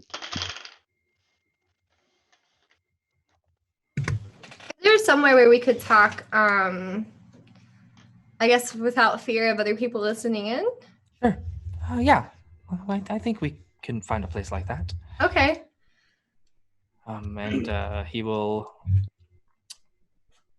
I know just the place. And we'll flag a carriage down. Okay, 1 moment. I gotta let this dog out of this room. He's gonna It's okay. We will actually go ahead and take this opportunity to cut back over Okay. To everybody. to else. everybody else. So you are at Troll Skull Manor. On the front door is the handwritten letter or handwritten message that says "closed for maintenance" that you can see that Renair wrote to make sure that anybody that were to come to the Troll Skull Tavern will be, known that it's going to reopen tomorrow. What do you all do? I'm going to take Biblio back up to my room. Okay. And He slowly follows behind you as you try to pick him up, and you cannot. Are we all sitting in the common room? You can be wherever you want. Yeah. Yeah. Then Vinley will stop you before you leave. Yeah. Before anyone leaves. She'll say, I've been thinking, the first birthday I ever had without my family was the hardest thing I could have ever done. It was my one day a year to be kind of special to them. And I've been saving up some money, and I pull out my pouch. I don't know if this is something you would be interested in. And when she says you would be interested in, she pointedly looks at Voss. But I'm looking to get V a gift for her birthday that's coming up. And it's not useless. It's a sort of fetish from Mama Uwe to keep her safe. And I don't think I'm going to be able to afford it alone. What is it? I'll throw in. It's kind of like just a doll with her hair made out of her hair. I know. All right. But Creepy, but go on. it protects her. Because Is this like Like the ghost lantern? kind of I believe it makes it harder for people to hit her in the first place. Oh, I just want to be clear that this isn't like a mood ring situation where, yeah, it's sort of kind of. This is a legitimate, it's a mama. functional. We're 100. Well, I mean, I'm just saying. I'm sure if I looked around long enough, I'd find a mood ring somewhere in that place. So, How I'm much just would you want trying to bet on that? I don't think you would. She probably has one. We'll look the next How time much we do go. you need? I have 277. How much is it? 750. Sorry, I can't. I don't have enough yet. Well, we Not still even have a close. month. Yeah, Or and we can definitely conjure up the money by then. That's why Ever since was I very started running vague. around doing all this adventuring stuff, I've kind of gotten a little wealthy. As long as we always have at least 500 gold left over. Right. That's a good point. Because you all pitched in for that information that I need before, I would be willing to pitch in for this, useless or not. That's fair. That's sweet, Voss. Thank you. But I do not even have close to that sum on me. Yeah, No. not even close. neither do I believe. But hey, now we all have a goal. Yeah, let's just not tell her. And she looks pointedly at Seisha. I didn't tell the detectives about where the stone was. And that was very good. Let's do that with V. It'll be a lot easier. Yeah. I'm gonna go hit the town. They probably already knew, though. May I ask you for a favor if you're going to hit the town? Yeah, whatever you need. Pick up that stone that we had contracted Yes. the other day. Good I doubt idea. I can do that by myself. I 100% will take care of that. I'm not gonna Thank put you you. through that nonsense again. You're going out alone. The black one? Yes. Yeah. Okay. And yeah, but I'm not gonna go out as me to make it a little safer. As you wish. Who are you going to go out as? I'm gonna make it up as I go. Okay. Because I'm not really a planning kind of guy. I'm more like an in the moment kind of guy. Fly by the seat of your pants. Yeah. Yes. By the seat of my pants. I need to go get an urn because I'm going to try to make a delivery tomorrow. If anybody's up, go with me. I will 100% go with you. I may. We will see. Well, I do want to go to the library tomorrow, so perhaps we can do that. You have time tonight if you would so wish. Or we could Yeah, go tonight if you so wish. yeah. I so wish. I so wish. Yeah, I'm just letting you know you would be wasting Yeah. hours of a day, and it's no need to wait. You still have plenty of hours because for you guys, it's still way before nighttime. Gotcha, Right. gotcha. Yeah. I so wish. Really so wish. Then we can go get the urn together and then head to the library. Okay. I'm going to stay here. I need to craft a potion. Nice. Okay. All right. I'll Be back join here. you all later on at Renair's mansion, however. Yes. Yeah. Are we A little weird spending leaving the this night place here? behind. No, we're Yes. going to Renair's. We're moving tonight. Yeah. Okay. He said that the movers are set up for tomorrow morning. Yep. As he couldn't get them. I for thought today. we were staying there tonight and then they were moving our stuff tomorrow. That's up to you. That's up to you. Okay. But none of your stuff will be there until tomorrow. You're more than welcome to stay. You know the tavern isn't opening until tomorrow, so no one is going to be at the tavern tonight. So you could stay safely tonight without anybody getting interfered if anything happened. Why don't we just stay here for tonight? I want to say goodbye to the birds before I leave and all that. Very well. You may as well attend to your business, though. Yeah. And I'm going to grab my disguise kit and head out the door. Okay. Duly noted. Um, We're going to start. We're going to go ahead and start with Seisha and Venli. You easily can find a place to buy an urn. You can spend anywhere from 1 gold to 25 gold, depending will on spend how nice you 25 want gold. the urn to be. Actually, no, I won't spend 25 because I don't want them to get robbed for the urn. I will spend 10 gold. Okay. It is a very nice. They do say that it will be.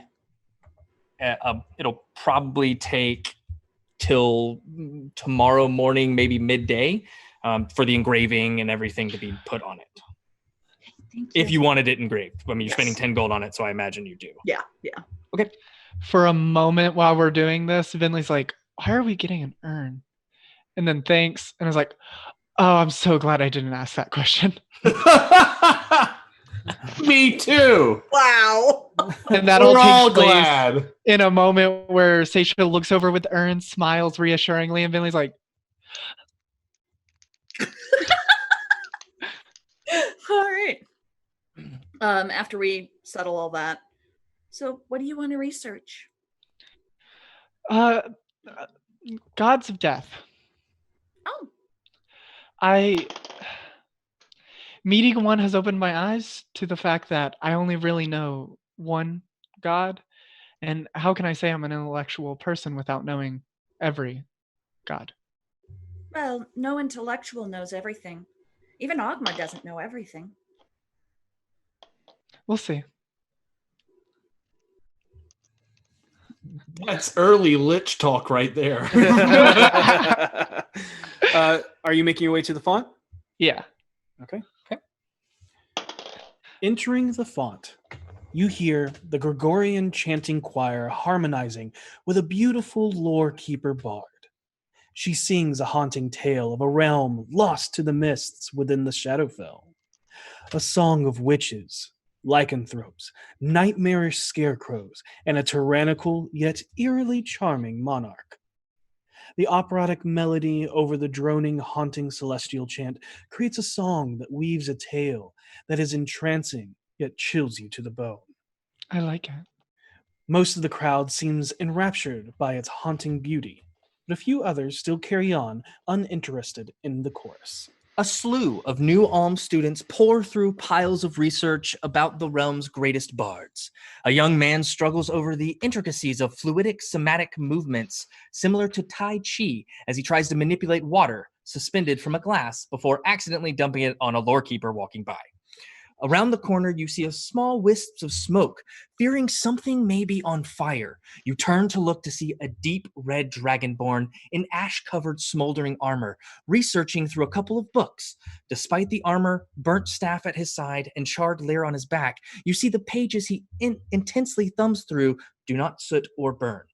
As you make your way to one of the corner absidial chancels, where you know the section of religions to be.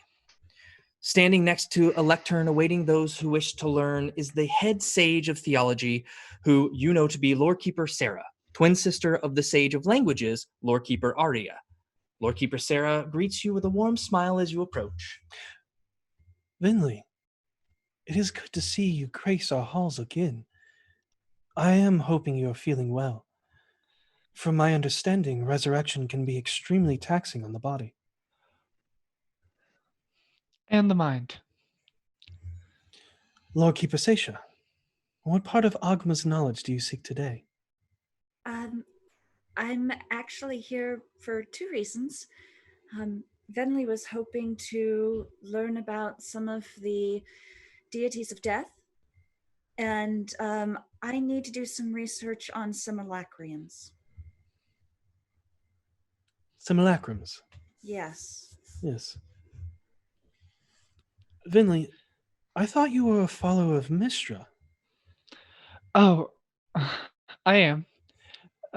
Devout and true, but That when is you the meet that is the divine text that was requested when you were brought to us. However, I guess it could be very enlightening. Did you know that the previous incarnation of Mistra, also known as Midnight, was Kelimvor's lover before they both ascended to godhood? They helped during the time of troubles, as depicted on our ceiling mural as she points up. Sadly, Midnight was killed by Cyric, causing the spell plague, but she stayed away her soul within a bear before our warden of Waterdeep, Elminster, and a few others reincarnated her. Through every aspect of her, Mistra, and Midnight, all living within the weave itself.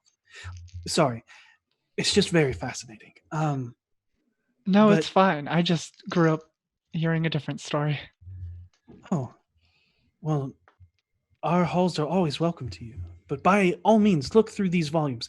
I see your shield, Seisha, looks to be modified relic of Jurgle. Yes. You know he's the scribe of the dead, right? Yes. He was actually once the Lord of the Lord of dead. the end of all times. Yes, as well as murder and strife, but now he's just the scribe. Mhm. Anyways, I'm rambling again. Here, these books might help you on him, if you are interested. If you need What any was further- the part about murder and strife? He no longer rules over those. Jurgle Okay. used to be the god of death, and he got bored, and so he let the three mortals assume the different powers of his. So like Ball, Miracle, and who was Bane. the third? Bane. Bane. That's right, Bane. As Sarah finishes it. Mm-hmm. Everything that you need to know is in these tomes. Here's Jurgle, here's Kalimvor. If there's anything else you need help with further, please do not hesitate to ask. Lore Seeker, follow me. I will show you to the books that you need. Thank you. And I'll follow her. Okay. I'll be back in a minute, Venley. I look forward to it.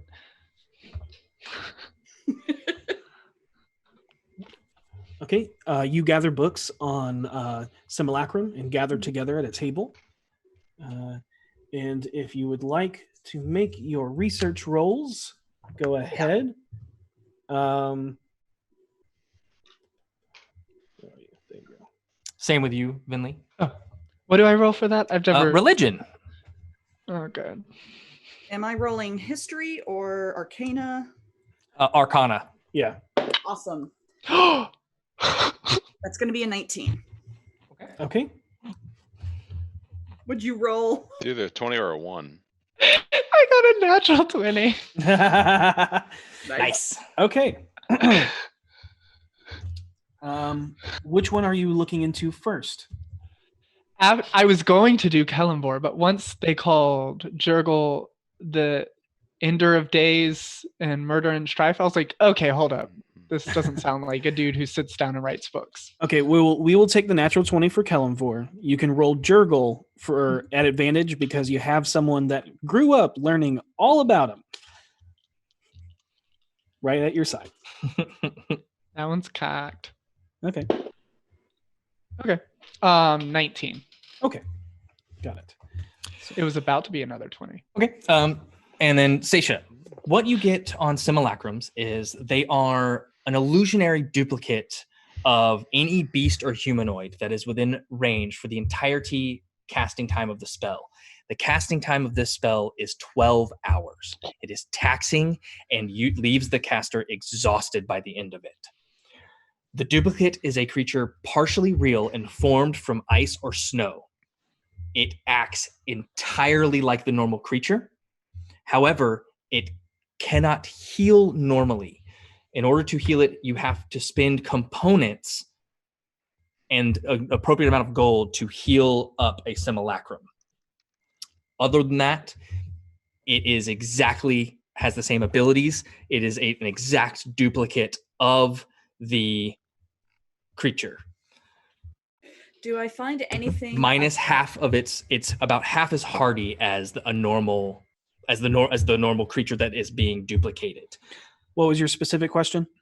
Do I find anything about being able to recognize a Simulacrum. Yes. Sadly, as you read, you realize there is no way to tell because it is a perfect recreation beyond the fact that it cannot heal. Mm-hmm. It cannot regain, if it has spells, it cannot regain those spells. So once it expends its spells, they're gone forever. And honestly, the only way to 100% know is once you kill it, it turns into a pile of snow and melts instantly. Okay. Yeah. But it's not an illusion. I mean, it is, but it's not. But it's not like an illusion you can see through. Not an illusion you can see through. Yep. Okay. Finley. Kalimvor, also known as the Lord of the Dead and Judge of the Damned, is the god of death and the dead, and master of the Crystal Spire and the Fugue Plain. His followers and worshippers are simply known as Kalimvorites, with high priests carrying the title Doomguider. He is known to be fair, yet cold. Kalimvor is the most recent deity to hold this position, following in the footsteps of Jurgal, Merkul, and Sirik. Unlike these other deities whose rule as god of the dead made the afterlife an uncertain and fearful thing, Kalimvor promotes that death is a natural part of life. and should not be feared as long as it is understood. As a result of his deep respect for life and death, he holds the undead in the utmost contempt. Kelemvor once was a renowned mortal fighter named Kelemvor Lionsbane. During the time of troubles, he ascended into godhood and took over the domain of death from Cyric, who held it briefly after killing Mercule. Within his church are 2 orders of undead hunters, the Paladin Knights of the Eternal Order and the secret organization of select gravediggers, morticians, and cemetery workers known as the Most Solemn Order of the Silent Shroud. When Kelemvor was murdered by Cyric during the time of troubles, he did not die. Instead, his soul was absorbed into Cyric's sentient sword Godsbane, which was actually Mask, the god of thieves, in disguise. Through the help of Mask, Mystra, Torm, and Ogma, Kelemvor was returned to life and defeated Cyric, casting him from the throne. By the wish of all dead spirits and denizens of the Grey Wastes in 1368 DR, Kelemvor became the new god of the dead. You also learn about the fugue plane with your natural 20. The fugue plane is a natural plane within the astral sea, where the souls of mortals are drawn when they die. The vast majority of this plane is flat, gray, bland, and nondescript, with only a river of souls that leads to the plane's only significant feature, the City of Judgment, in the middle of which stood the crystal spire where Kelemvor and Jurgle reside, and it served as the former's dominion. And as you're reading over this, you know this place very well. You have stepped foot into the fugue plane and onto the crystal spire. Jurgle. Jurgle, also known by many haunting names: Lord of the End of Everything, the Pitiless One, Scribe of the Doomed, the Forgotten One, Seneschal of the Crystal Spire, the Final Scribe, the Bleak Seneschal. Known to be unfeeling and exclusively formal, he cares little for anything besides an orderly accounting of fate of the world as it slowly sinks into death. And he now serves Kelemvor, as he has served the other gods of death before him. The Church of Jurgal is a small and secretive, a rigidly organized, almost monastic order that scribes known as the Scriveners of Doom. They are often found in cemetery dwellings or within subsects of churches of Kelemvor. In ethos, Jurgle is colder and more inhumane than his master, sanctioning the use and creation of undead by his followers, provided they serve the cause of advancing death in the world. He is not evil or malicious, but impassively records the death of all things. Jurgle is an ancient deity, older than many of the greater gods of Faerun. In the time of Netheril, he was a greater deity himself, with the portfolios of dead, murder, and strife. Clerics of Jurgal pray for their spells at dusk, a time of day representative as the end of life. The holiest days of the last night of the year, known as the night of another year, the clergy cease their endless toil for a full night and instead read every name whose death they have recorded from the scrolls they have carefully inscribed over the past year. Jurgle, the once greater deity, lost power because he became tired and bored with his position of power, and allowed 3 mortals to each take parts of his divinity. Bane assumed the portfolio of strife, Mercule, the rulership of the dead, and Baal, the portfolio of murder. Jurgle himself faded from his great stature and became a seneschal to Mercule. Until Mercule and the 3 of them were killed during the time of troubles. Yes. And you rolled good enough to learn everything. Yep. Ooh. Vinley is very quiet. If we're reading anywhere close to each other, she is just in her good. How are you doing, Seisha? Good. How are you? Honestly, from an outsider's perspective, the God of Death and his court honestly sounds like a romance novel more than anything.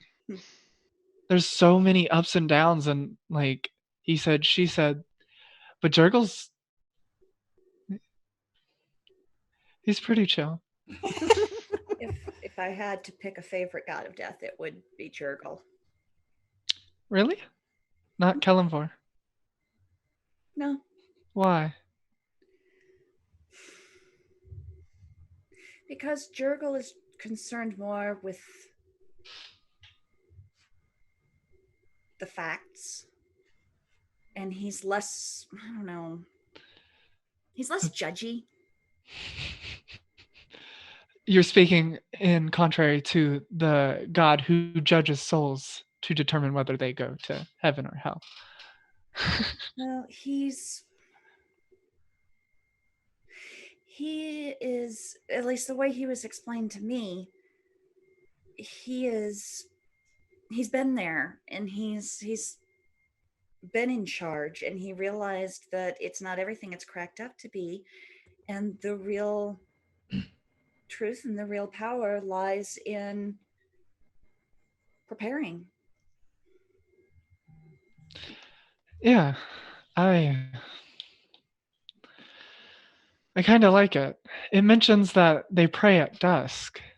Mm-hmm. I've only ever talked to Mistra when the sun was down. It seems safer that way. Belson used to always pray at dusk. It would annoy him because I'd just sit there and be writing in my journal while he was trying to do his prayers. He'd inevitably throw something at me. And I'm sure he hit you. No. No? No, he never hit me, except when we were just training, before Voss got there. Oh, I meant with the objects he threw at you because you're not very good at He dodging. never hit me. He'd hit like the wall right next to my head, but he never actually hit me.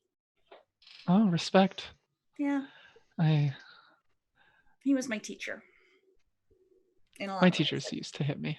Paladin-y stuff. They did?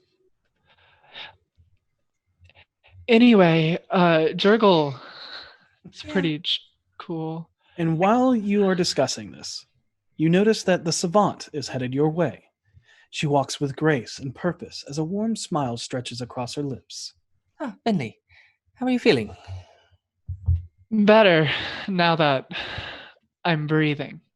I heard our law seeker here is helping you understand how you will return to us.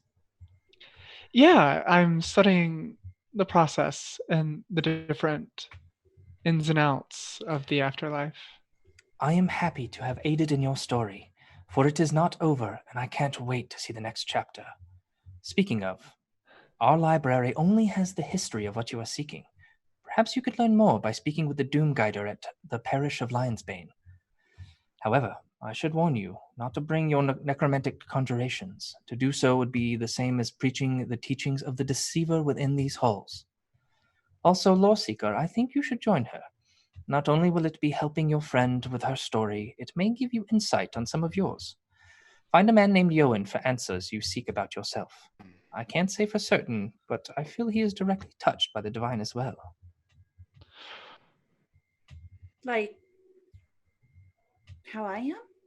Yes. Oh, Finley, we have to go do that. Yeah, I look outside. Is it how bright is it outside? It's still dusk. It's not dark at all. There's perfect. Mm-hmm. I think now is as good a time as ever. Really? Yeah. Okay. It's our own private adventure. Let's go, Stacia. Okay. Do you have any idea where this place is? Scrabble to put the books up and flit around. I'll turn to the savant. Do you know where this temple is? Of course. It is at the southern end of the North Ward at the end of Zindelt Street. Zindelt Street. Right next to the northernmost reaching gates of the City of the Dead. Perfect. Thank you. And thank you for bringing me back to life. As I said, never your got a story chance. is not over. That's what I told Kellenvor. What? Thank you, Savant. Of course. I cannot wait to see where your story leads next. Hopefully to Kellenvor's temple. I would hope so. You should head out before it gets dark. All right. Are you done putting books away, Seisha? Yeah. All right. Goodbye. And she turns and walks quickly away. The savant just smiles and chuckles to herself as she turns and starts heading deeper into the temple in the library. And you make your way out, and You go to exactly where she said, at the end of Zelduth Street. There is one thing that there is one thing you should know about Jurgle Mhm. that's different from Kalimfor that might be something for you to be aware of. Jurgle doesn't mind undead as long as they're used to kill. Yeah, that's what the books were saying. Yeah. And it's honestly refreshing seeing a god or a goddess that doesn't mind undead ruling Kinda over seem like death. you're having a crisis of faith.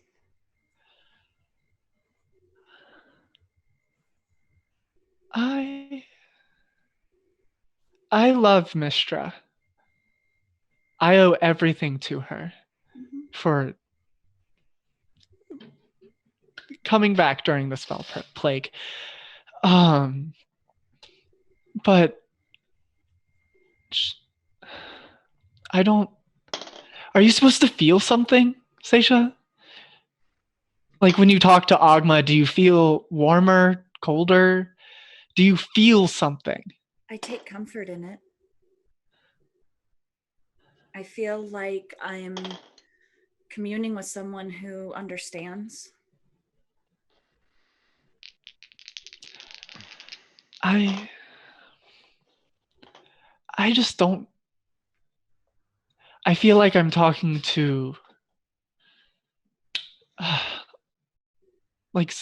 my mother.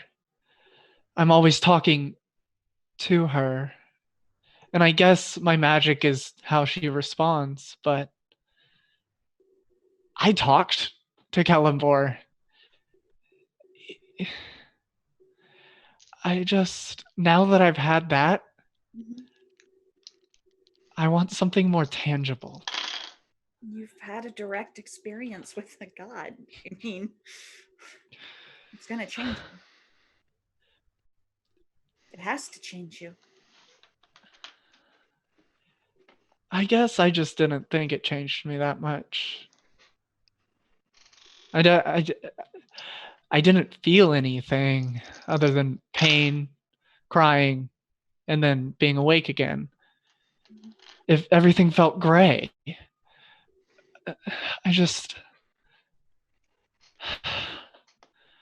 I want to feel that presence again. Specifically his? Probably not. He doesn't like me much. I was kind of rude. You? No. Thank you.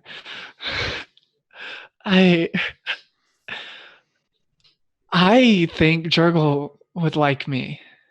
And I like Jurgle. He's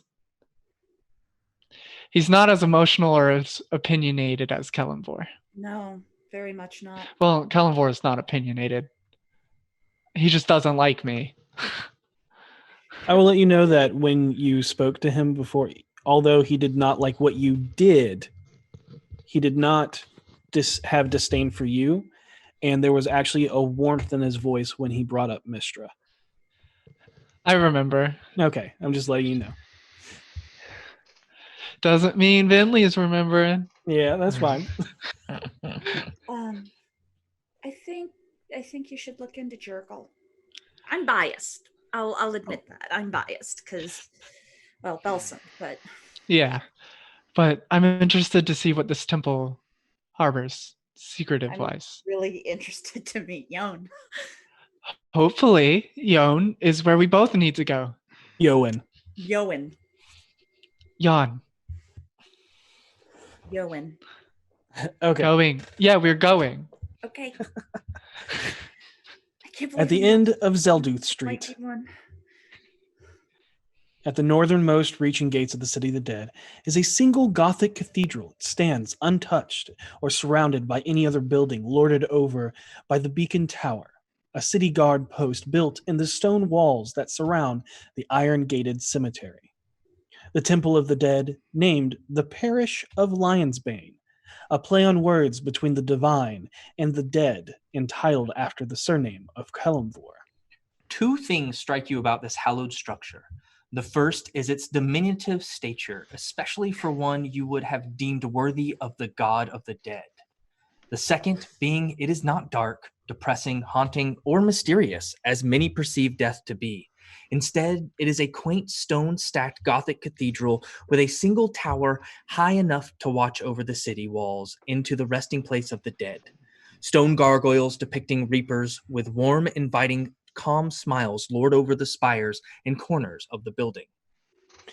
As you approach the front entrance, there is one last thing that catches your attention, as the front doors are intricately carved from a single solid piece of crystal gemstone.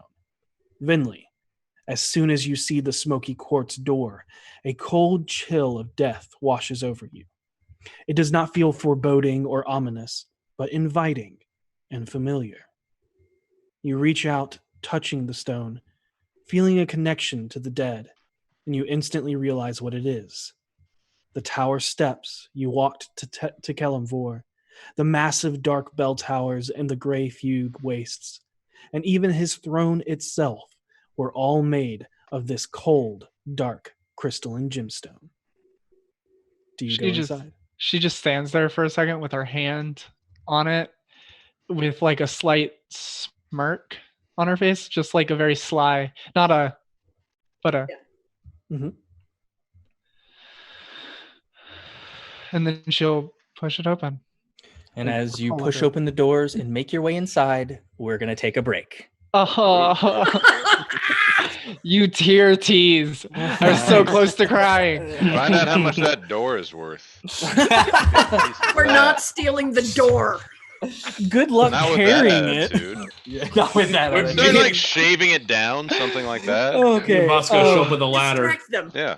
Remember to enter #Beyond if you want your chance to win a digital Dungeon Master's Guide from D&D Beyond. Say that 5 times fast. There's a lot of D's in there. I know, maybe 4 of them. Yeah. Anyways, we'll be back in about 15 or 20 minutes. Love you all, and we'll see you soon. And we're back. Yes. The BFGs are left at the tavern, making their own plans for the night as V and Renair abscond outside the city to ride griffins. And it is a wonderful, charming, romantic date before Vrock intervenes and causes a battle between the two. But they found joy and camaraderie in fighting the Vrock, the fiend, as they felled it and made their way back into the city. During that time, they made their way over to the Temple of Helm. Temple of Helm. And then over to a tavern known as the Friendly Flounder. An unspectacular affair, but one that allows privacy and people not to be bothered while eating and drinking, so that they can have a conversation and talk about things more privy to their ears only and not other suspecting ears. Voss decides to craft a potion while everyone is away, and Harold makes his way out to the city armed with only a disguise kit, while Vinley and Seisha make their way to the font to research the gods of the dead and Simulacrum, hoping that they can get an upper hand on Manchun. They now find themselves outside the parish of Lionsbane, a small Gothic cathedral outside of the city of the dead, where Vinley is walking inside. Almost a polar opposite from the font. From the inside, you walk into a room of shadows and low light lit by a series of ever-burning candles. A similar hum of haunting Gregorian chant echoes out from the back, but without the harmonic melody of a story. Instead, a bearded man dressed in charcoal gray robes, similarly to the dark hooded man who ferried you across the River of Souls to Kelemvor, speaks out the last rites of a few shrouded bodies. His skin is a pale white with deep sunken eyes that radiate golden fractaling scars out like lightning that run down his bearded chin. Death is but a part of life. Fear it not, evade it not, and view it not as evil. To fear death delivers you into the hands of those who bring death down upon you. Die with dignity, neither raging nor seeking to embrace undeath. Do honor to the dead, for their strivings in life brought Faerun to where it is now, and to forget them is to forget all where we are now. And why? Praise Kelemvor in this life, and you shall be delivered unto him in the next. You realize you are witnessing a wake, but such a thing seems commonplace here. To the side of the sermon, you see a series of monks scribing names down into a massively thick tomes as they pull ink from the wells set inside the tops of human skulls. After each name they record, you watch as they pull a pinch of powdered ash and bone from a bag to sprinkle over and dry each name into to seal its fate. Looking over the sermon, you watch as one of the arms of the deceased falls to the side and dangling out from under the shroud. What shocks you and a few citizens in the room as they gasp is the arm is no longer skin stretched over bone and muscle, but instead a series of eyes and mouths twisting in studded flesh. Quickly, a Kelemvorite replaces the arm and recovers it. Vinley, something else catches your attention as you hear the whispers of two clergy members, as you hear the name Yala Growlhund. You look over to see a tall, lanky, gaunt man with collarbone-length pitch black hair that fades to ethereal blue tips.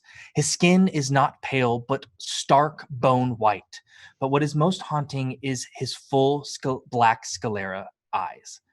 Keeping your ear focused on their conversation, you hear him continue. Lady Growlhund, isn't that the delivery you were supposed to make from Castle Waterdeep? Yes, it was very strange.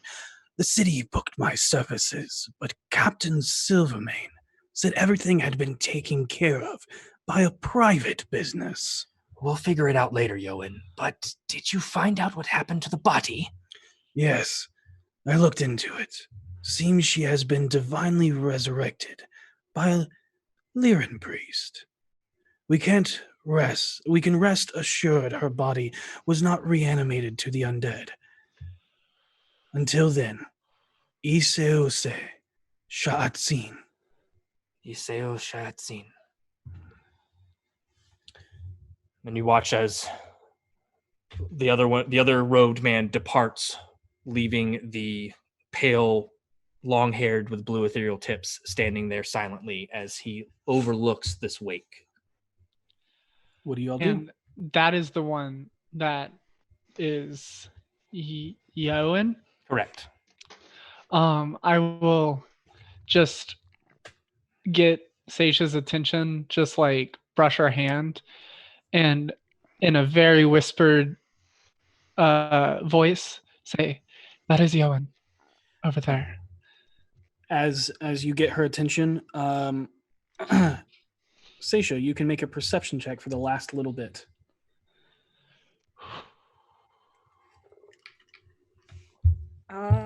Sorry, perception. This is going to be a 17. 17. You hear the last bits of sentences. And as he says that the body was not reanimated into an undead, but until then, Iseo Sushiatsin, you know Celestial. And this says, we meet at midnight. I know Celestial too. Oh, do you? Oh, Yeah. Wow. There you go. So yes, you also know that says we meet at midnight. We meet at midnight. That bodes well. I'm gonna go talk to him, I guess.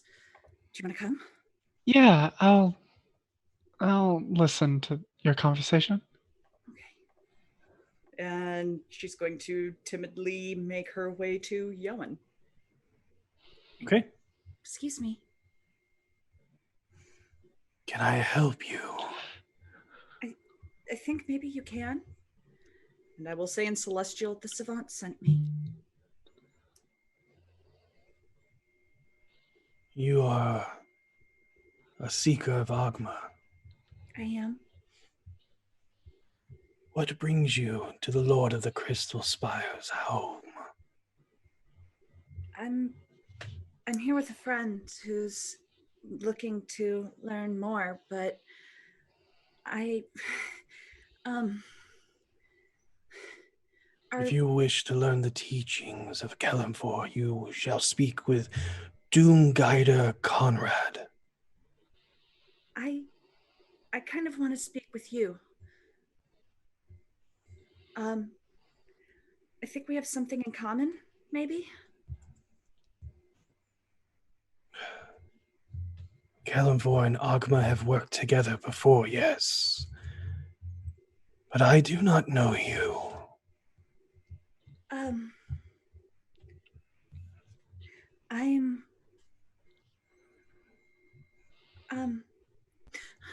I'm touched by Agma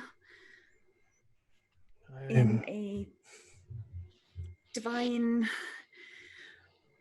I'm an Asmir.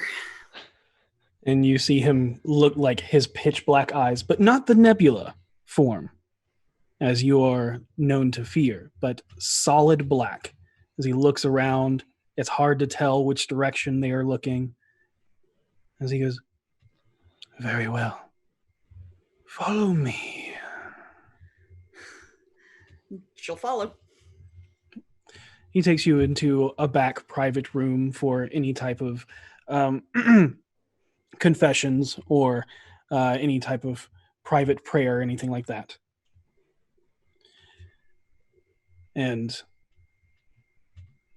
you watch as his bone-white skin shrinks and sucks tight against his bones, emaciating him into the form of a mummified skeleton. His nose and eyes sink deeper into their sockets as his lips curl up, exposing a sinister, frightening grin of teeth, as his head begins to shimmer like a silver skull with ivory teeth. 14 stripped and tattered wings pry out, unfurling from his robes and ripping from his back as they hold him aloft just enough for his toes to kiss the ground. A thin halo of gravestone forms and floats behind his head as he looks down at you with pitch black eyes. You immediately feel a sense of dread wash over you, and you should make a charisma saving throw. Oh, dokie. Am I there? Or did I get the sense that they wanted to be alone? He did not wait for you and Okay. took her into a private room. Okay. How about a 30? Yeah, what? Did you natural? +9, +3, plus a rolled 18. The +9 is already calculated. The +3 is already does? in your Yeah. saves. Yes. All Indie Beyond already calculates that in there. Okay, well then that is a 28. Yeah, it's still a lot. 29 or 27. Yeah. I'm Yeah. pretty. What do you want?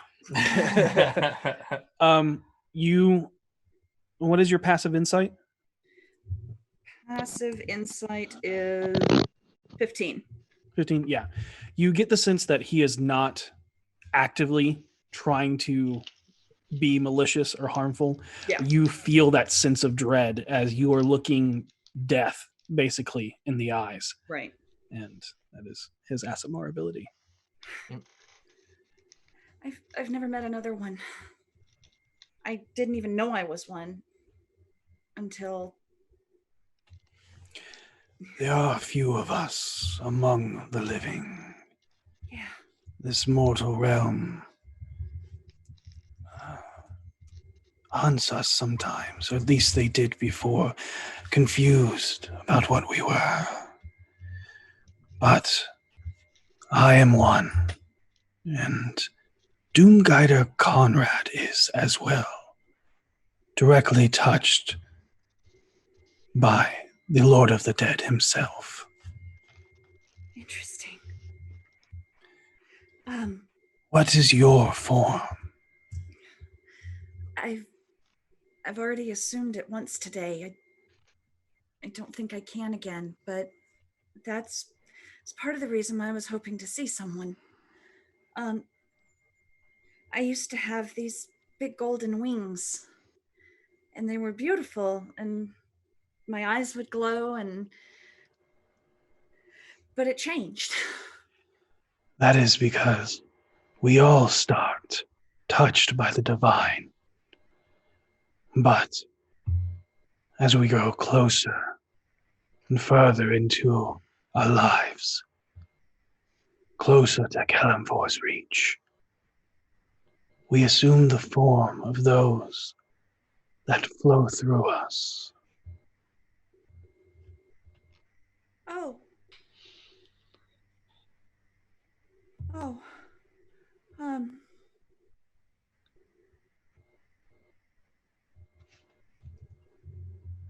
What does it mean if you're a member of the church, but it's not the faith, the deity you're tied to? Your blood is your blood, but your faith is yours, your path to forge. I do not follow Kalimvor because I am touched by him. I follow Kalimvor because it is the fate of all to die, and I wish to usher them with grace and honor, dignity.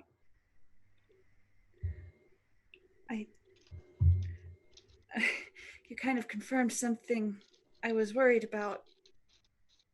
I think I'm tied to Lara. The deceiver. My wings are mists. There are many deities of mist and fog. My mother was a cleric of Lara. I have no answers for you, child. It's nice to know I'm not alone.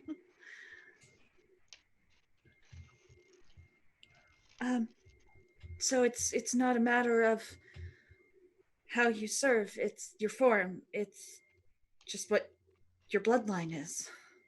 Yes. Okay. I should get back to my bread. We are not... I have questions. Can I come to you? Yes, I do not want you to think that.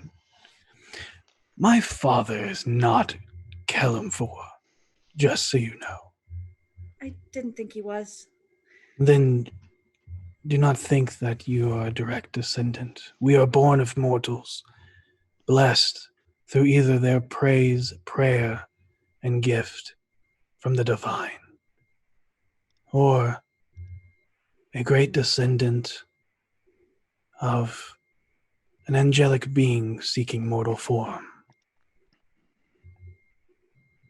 Okay.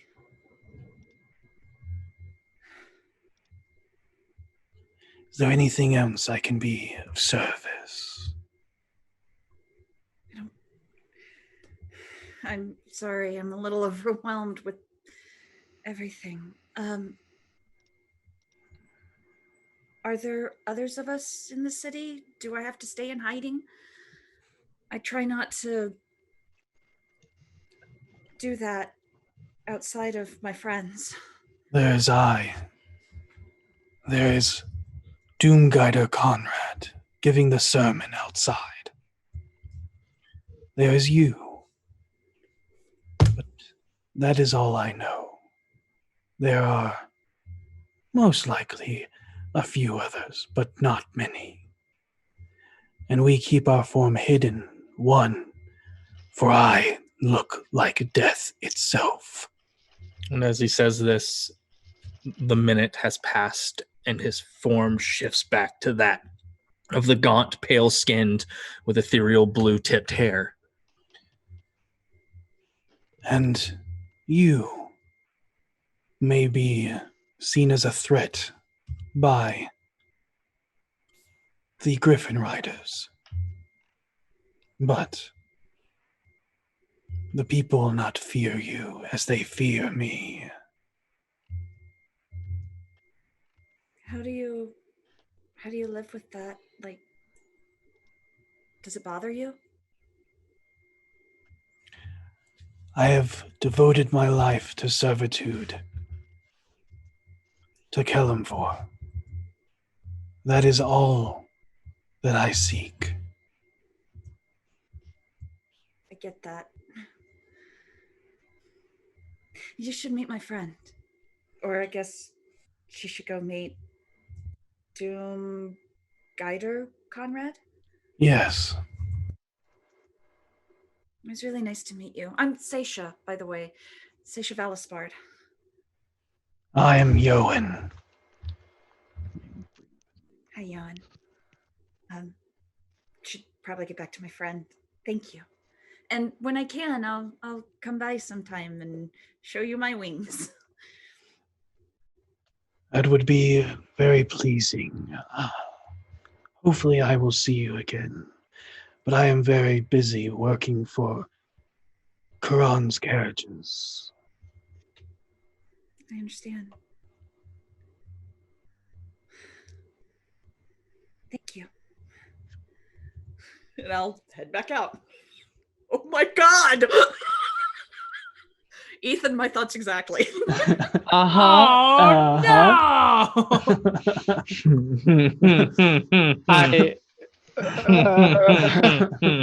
So, while Seisha is alone, do you do anything or do you keep an eye on that door? Vinley is going to, knowing who this person is, because I once tried to kill his horse. I'm not going to follow them. I'm actually just going to stand there and keep equal eyes on the sermon taking place and the scribes that are writing the names of the dead. Okay. To see if there's anything different between them and, because I got the sense that Jurgle worshippers aren't necessarily the favorite of the family of Kelemvor temples. There's no animosity. Yep. Okay, so it's not, I didn't get the sense that they're secretive about it. No. Kelemvor or Kelemvorites understand Jurgle's position. But they also understand or Jurgle's feelings on undead, but they also understand Jurgle's position within a servant of Kelemvor. Jurgle priests are not going to create undead in the temple or around Kelemvor, but they're not going to get into a fight over it. They don't hate each other. They're just like, I respect you. I understand you. Agree Don't to do that disagree. shit here. Yep. Yeah. You keep your shit over there, we'll keep our shit over here. Yep. I will just And- observe them while Seisha is gone. Okay. And you watch as the head priest finishes the sermon of paying the last rites of these victims with the cloths over there. Yeah, the shrouds. The shrouds over there. And you watch as he goes down and speaks to every person, every civilian there, as he shakes their hand, says something to them, bows his head, says a prayer. But you watch as he talks to every single person who is a family member or related or is there for this wake. And your passive perception and insight just gets the sense that he is letting them know that death is a natural cause. It was their time and that they are in a better place, and basically saying that if there's ever anything you need, if you ever need to come for grief counseling or basically anything like that, the Temple of Kelemvor is open to you, and our scribes and our clergy is here for you. Gotcha. She recognizes that and feels like for the first time in Waterdeep, like truly feels comfortable where she's standing. As you're looking over, you see one of the scriveners of doom, the Jurgle scribes, as that is what they are called. There's a female moon elf with silvery pale skin and black hair pulled up in a high ponytail that flows back.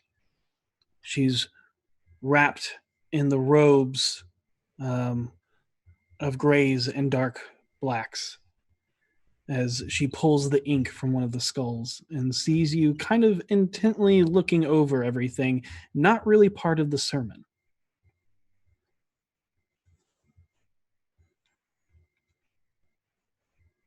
Did we lose Finley? No, I think I think so.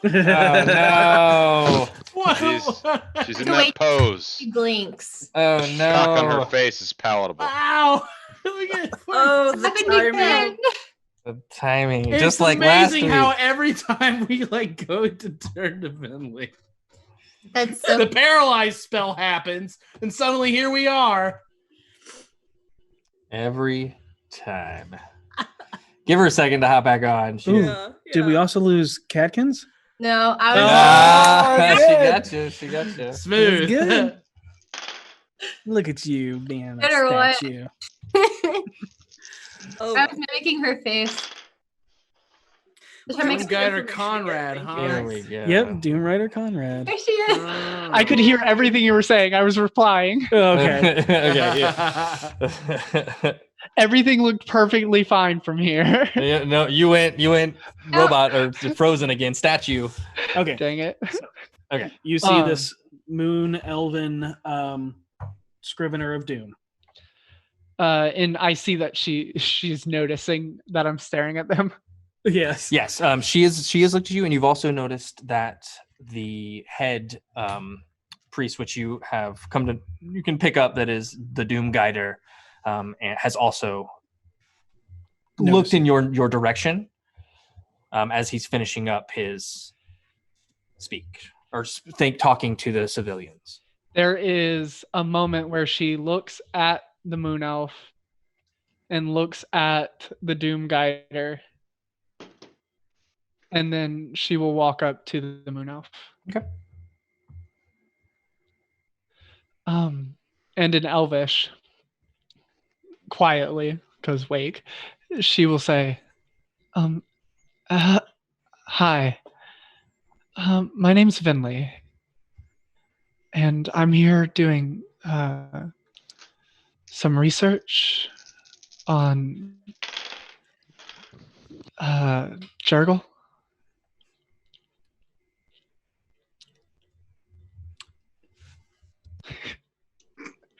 Uh-oh. She nods. Yes.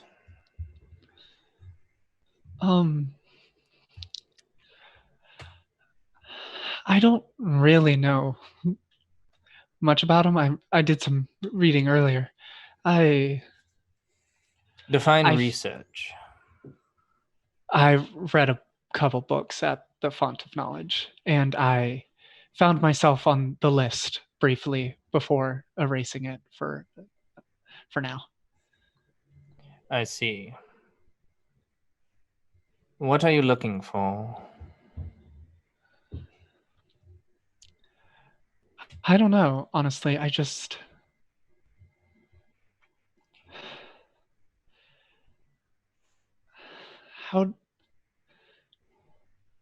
Each being has an eternal resting place that is chosen for him on her at the moment of creation. Life is a process of seeking that place in eternal rest. Existence is but a brief abbreviation in an eternity of death. Power, success, and joy are transitory as weakness, failure, and misery. Only death is absolute, and only at its appointed hour. Seek to bring order to chaos of life, for in death there is finality and a fixedness of state. Be ready for death, for it is at hand and uncompromising. Life should be prolonged only when it serves the greater cause of death of the world. She just stands there and kind of smiles.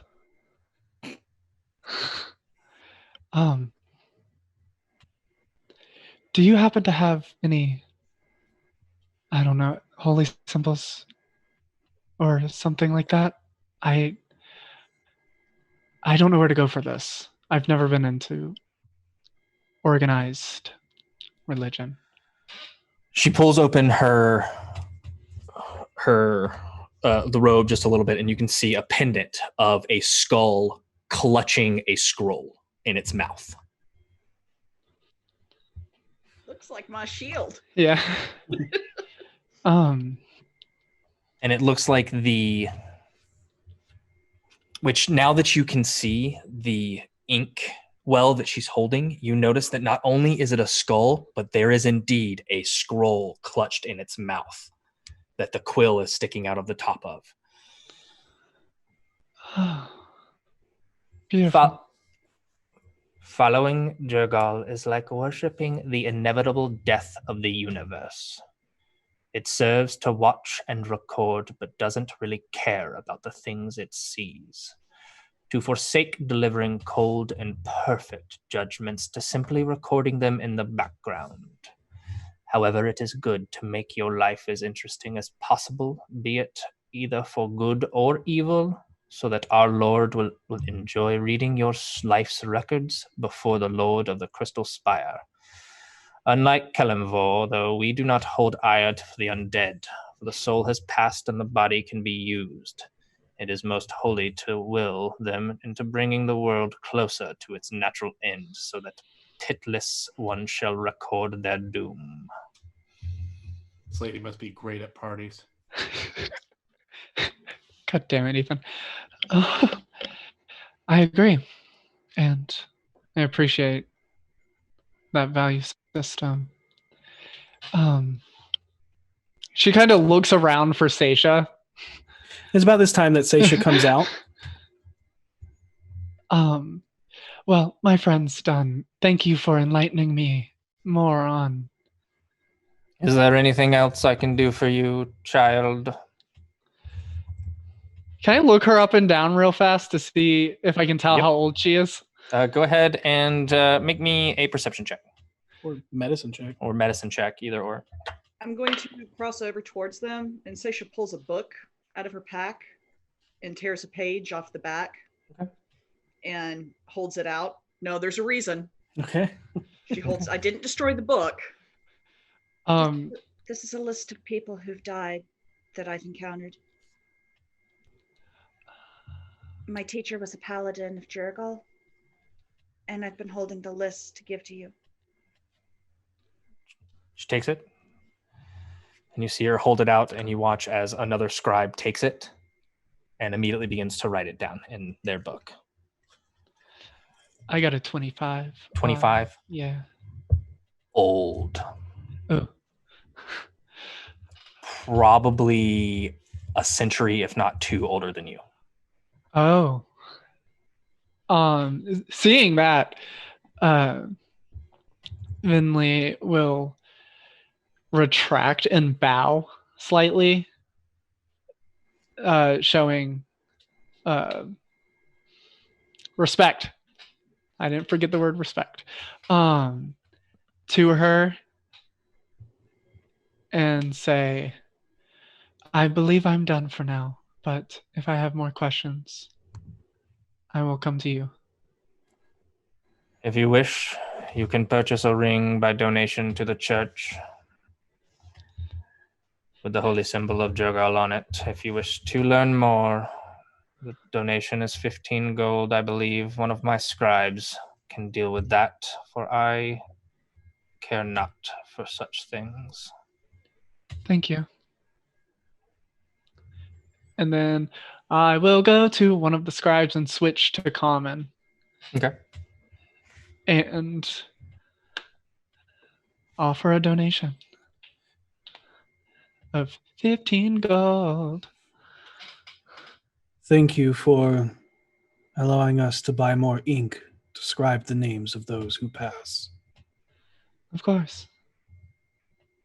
When your name is called, may it bring a smile upon his face. And they will hand you a ring. And it is a skull ring with a scroll bound in its mouth. She will slide it onto her left ring finger. It fits, oddly enough. Before we go, It appears to be made of a black tarnished metal. before we go, there's something we need to do. What's that? We need to speak to the Doom Guider. Mm, Doom Guider Conrad, the man who was giving the sermon. Okay. For the dead. I'm going to wait for him to finish talking to someone. And she's gonna just like tap on your shoulder. How did your thing? Alone. I'll tell you more about it when we leave. I learned some stuff. So did I. About Successful gesturing to the recruiting. private room that you were in. Like, learned something about him too. She'll stand there and wait for him to finish consoling. He's done and kind of just standing off, almost motionless, just staring at everyone in this room, almost with this stoic gaze. Okay. Excuse me, Doom Guider Conrad? Yes. I'm Lore Seeker Seisha Valisbard. The service you gave was beautiful. Of course, I am Doom. Allow me to properly introduce myself. I am Doom Guider Conrad Klaus, head of the temple here of Kelemvor, Watcher of the Dead. What is it that I can do for you, Lore Seeker? I was just speaking with Yoan. Yoan. I'll get it right at some point. And he can tell you about our conversation later, but the service you were giving, the arm that fell out, I couldn't help but notice something horrible had happened to them. There are dark things lurking in the city. Nothing you should worry yourselves about. We have been assured that Force Grey is looking into it. My friend here is actually Force Grey, and she's one of the individuals who, well, we're both, are individuals who have been looking into it. It's My apologies. Far realms. From our understanding, these two bodies were addicts of the harrow dust that has been circulating the city for a while now. I see. But it seems to only be getting worse. The drug seems to twist the body, rendering the flesh into an aberrant miscreation. This makes up 6 bodies we've seen rendered this way. They will be cremated and kept in the house of the homeless mausoleum. If you find the source of the madness, purge it from this plane. This is not how anyone should die. I agree. You see as he eyes you, Vinley, and his eyes immediately go to your finger with the ring, and he nods. But that was just my question. Thank you for your time. Of course.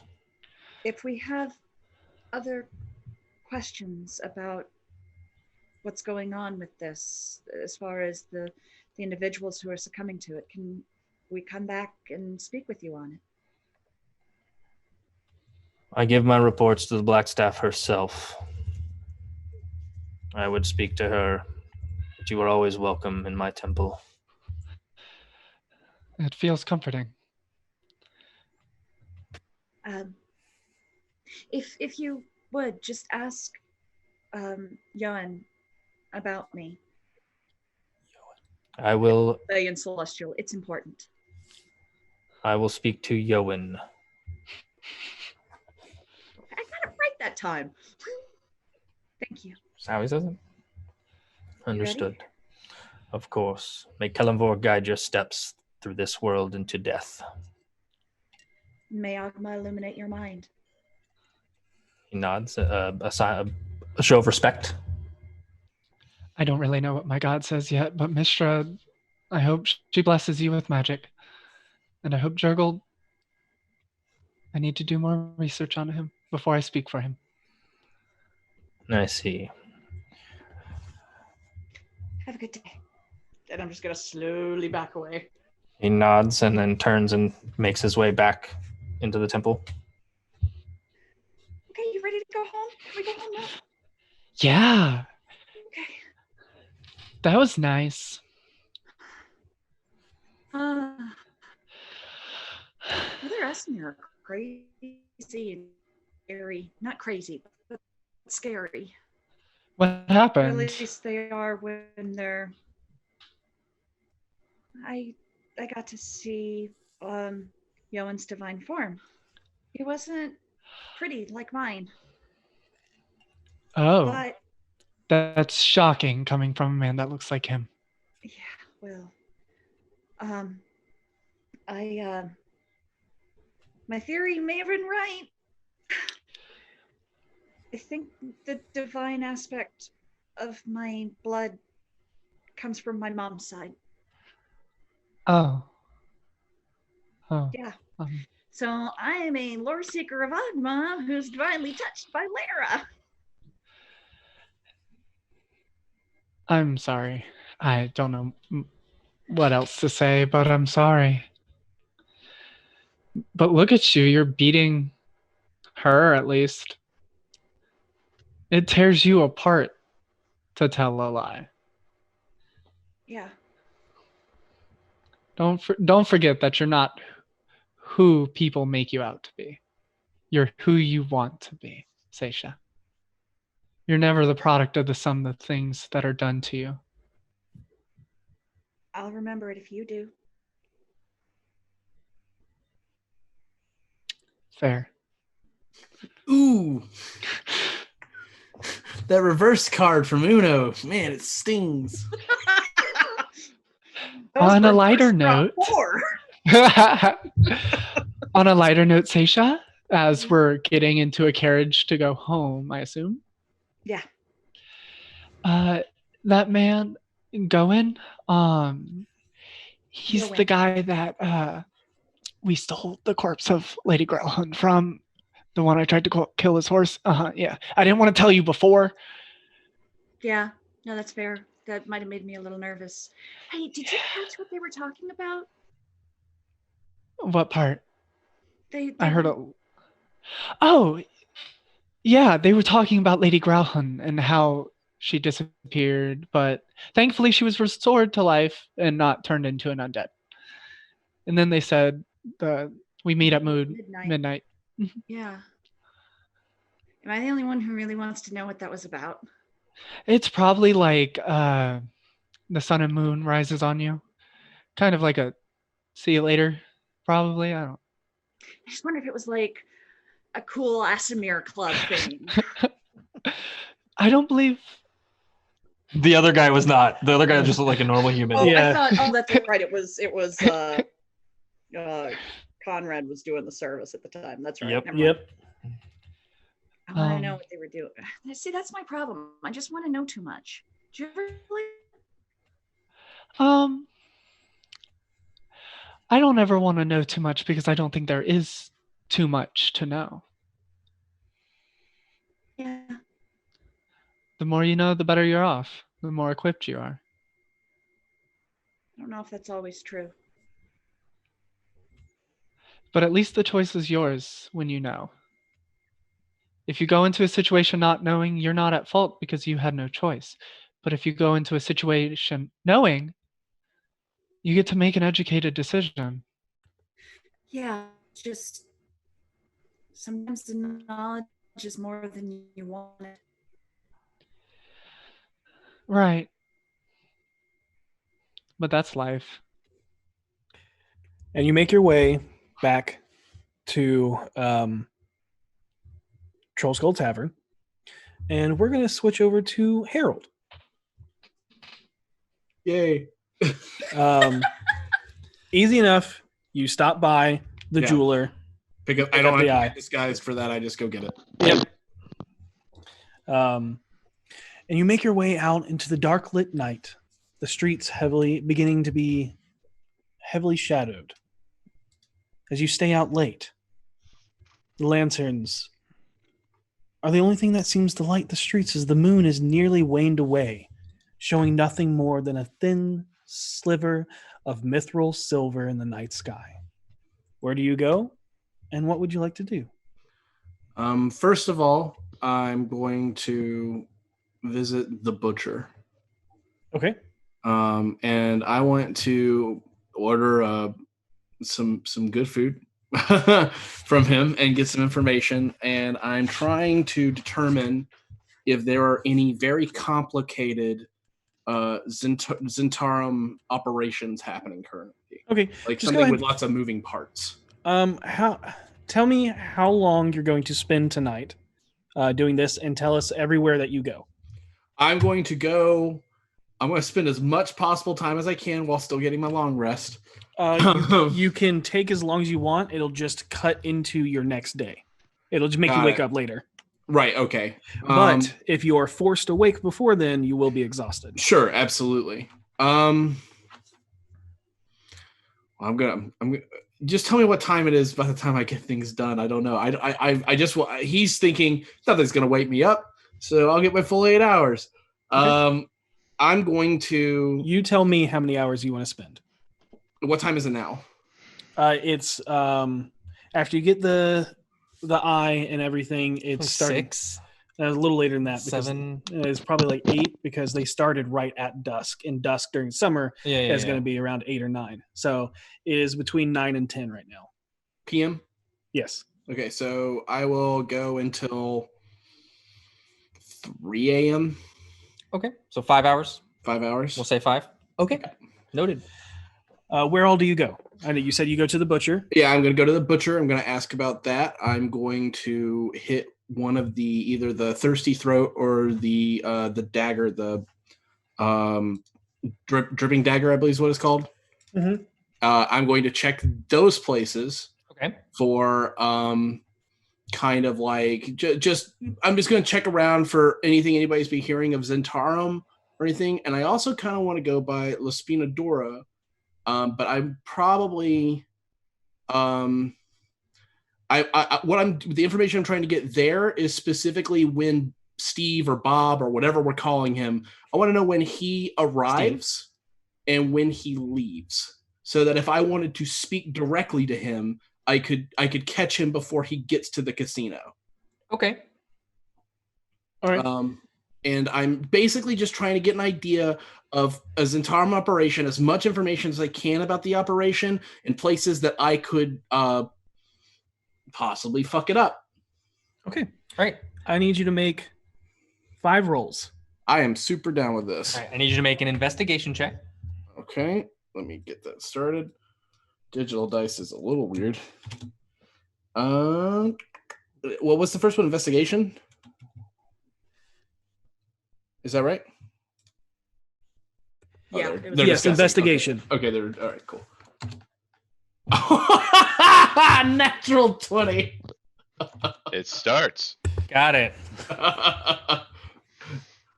Posted it in chat for proof. Yeah, that's 21. Okay. Yes. Yeah. Tell us the totals. Thank you. Yeah. The next one is persuasion. Oh, I don't know anything about persuading people.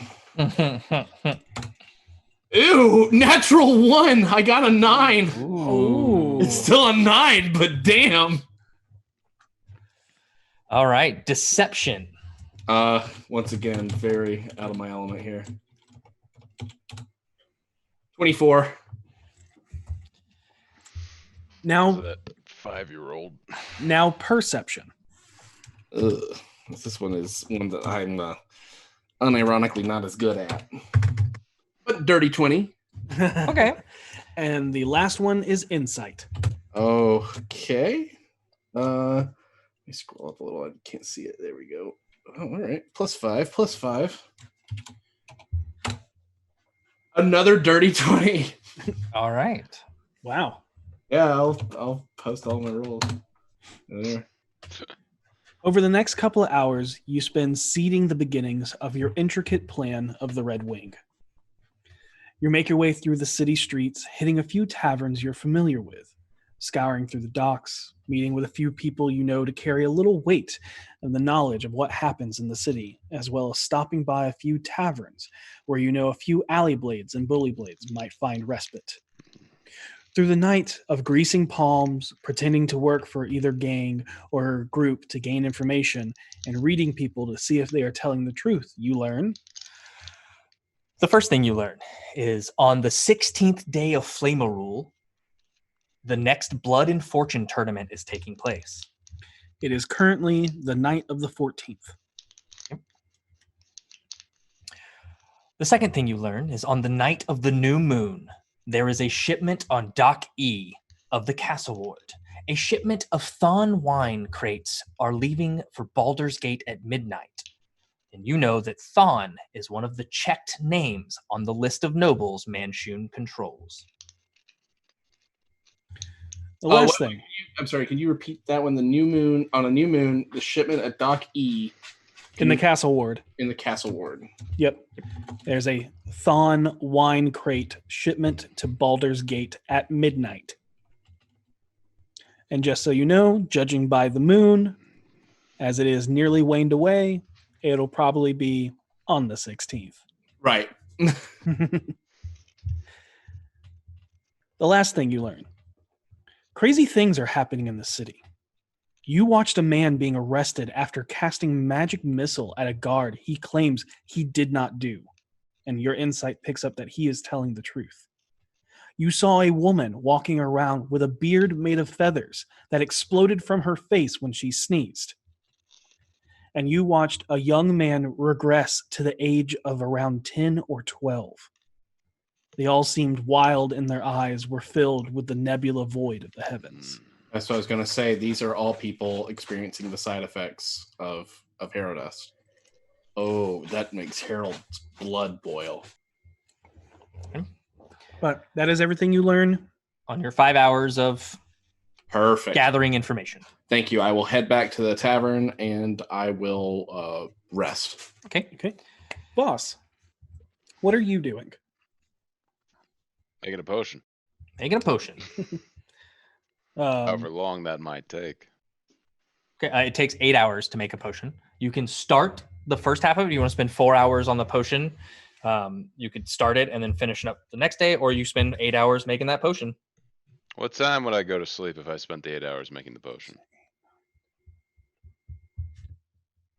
3. Yeah, about 3. Yeah, about the same time that Harold shows up. Yep. No. He's attending to his own strange business. I need to get up early tomorrow, so I'll do half tonight and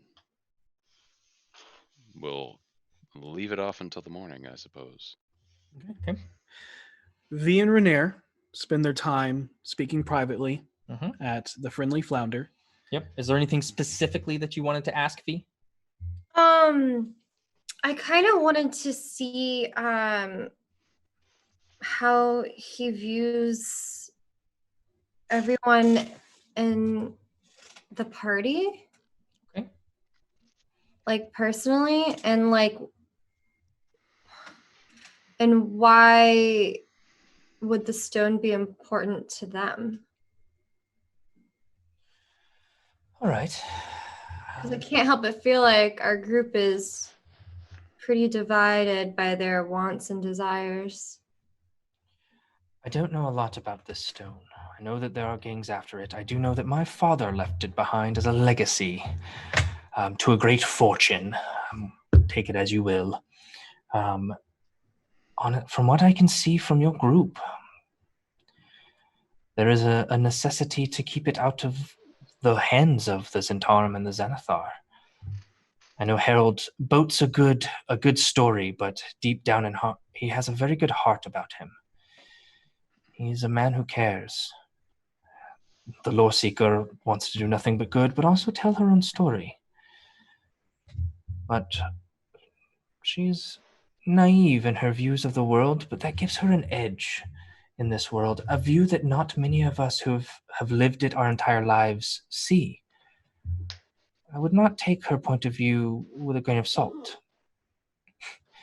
Vinley, wise and again, naive in her own sense.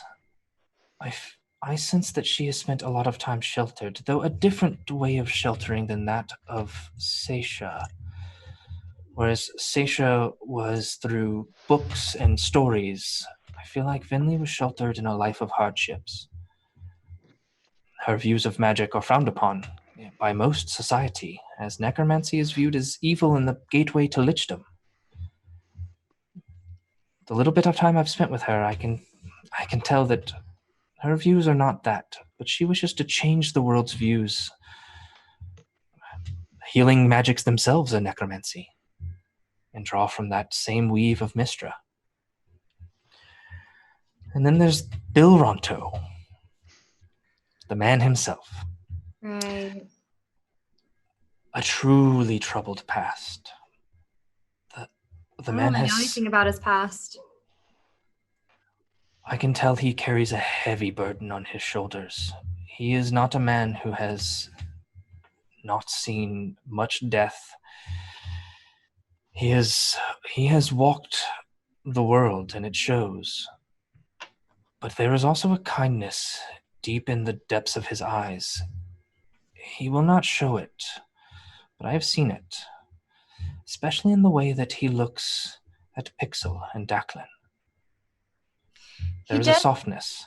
He does seem to have a specific soft side for children and only children.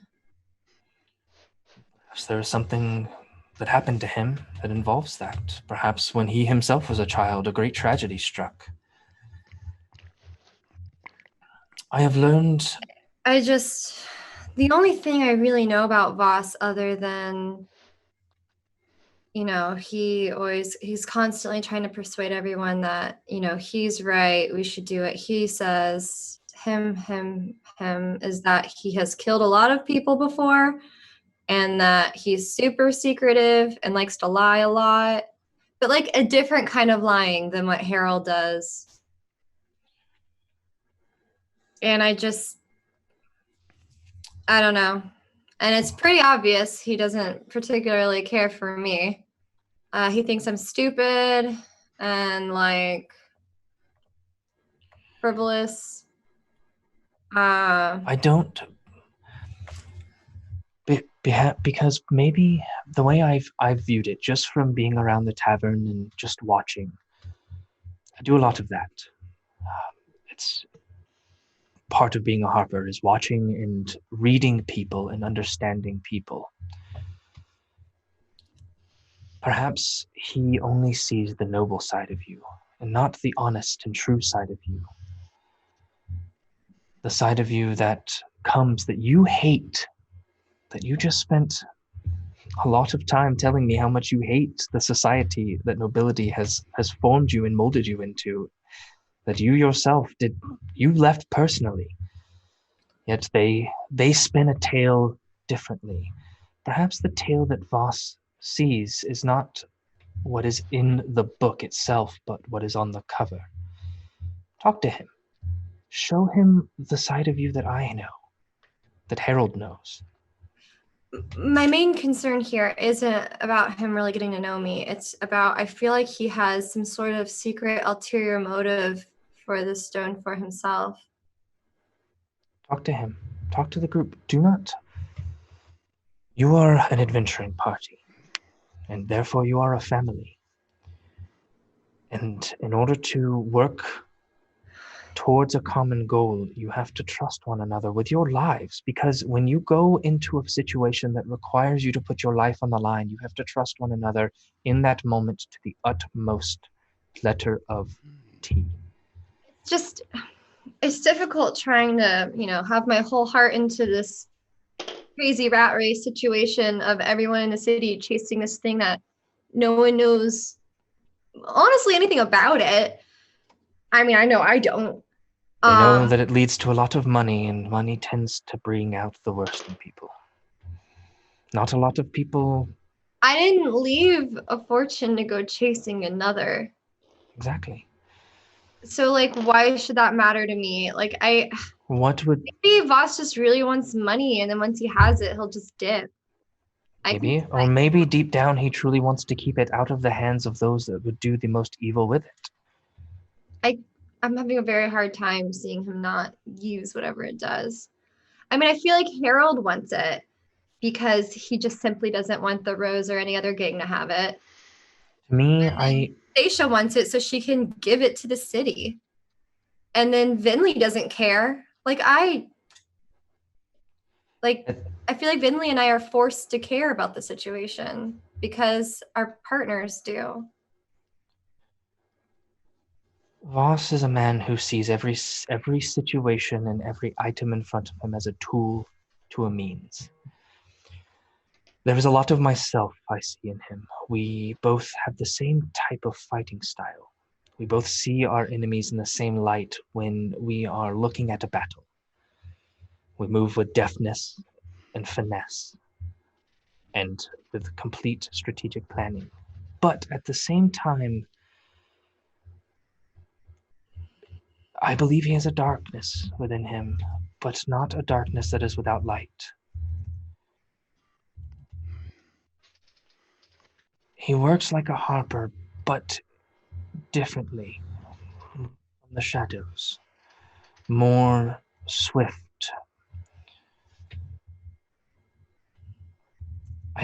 I completely see your side and your point of view, but I'm also saying that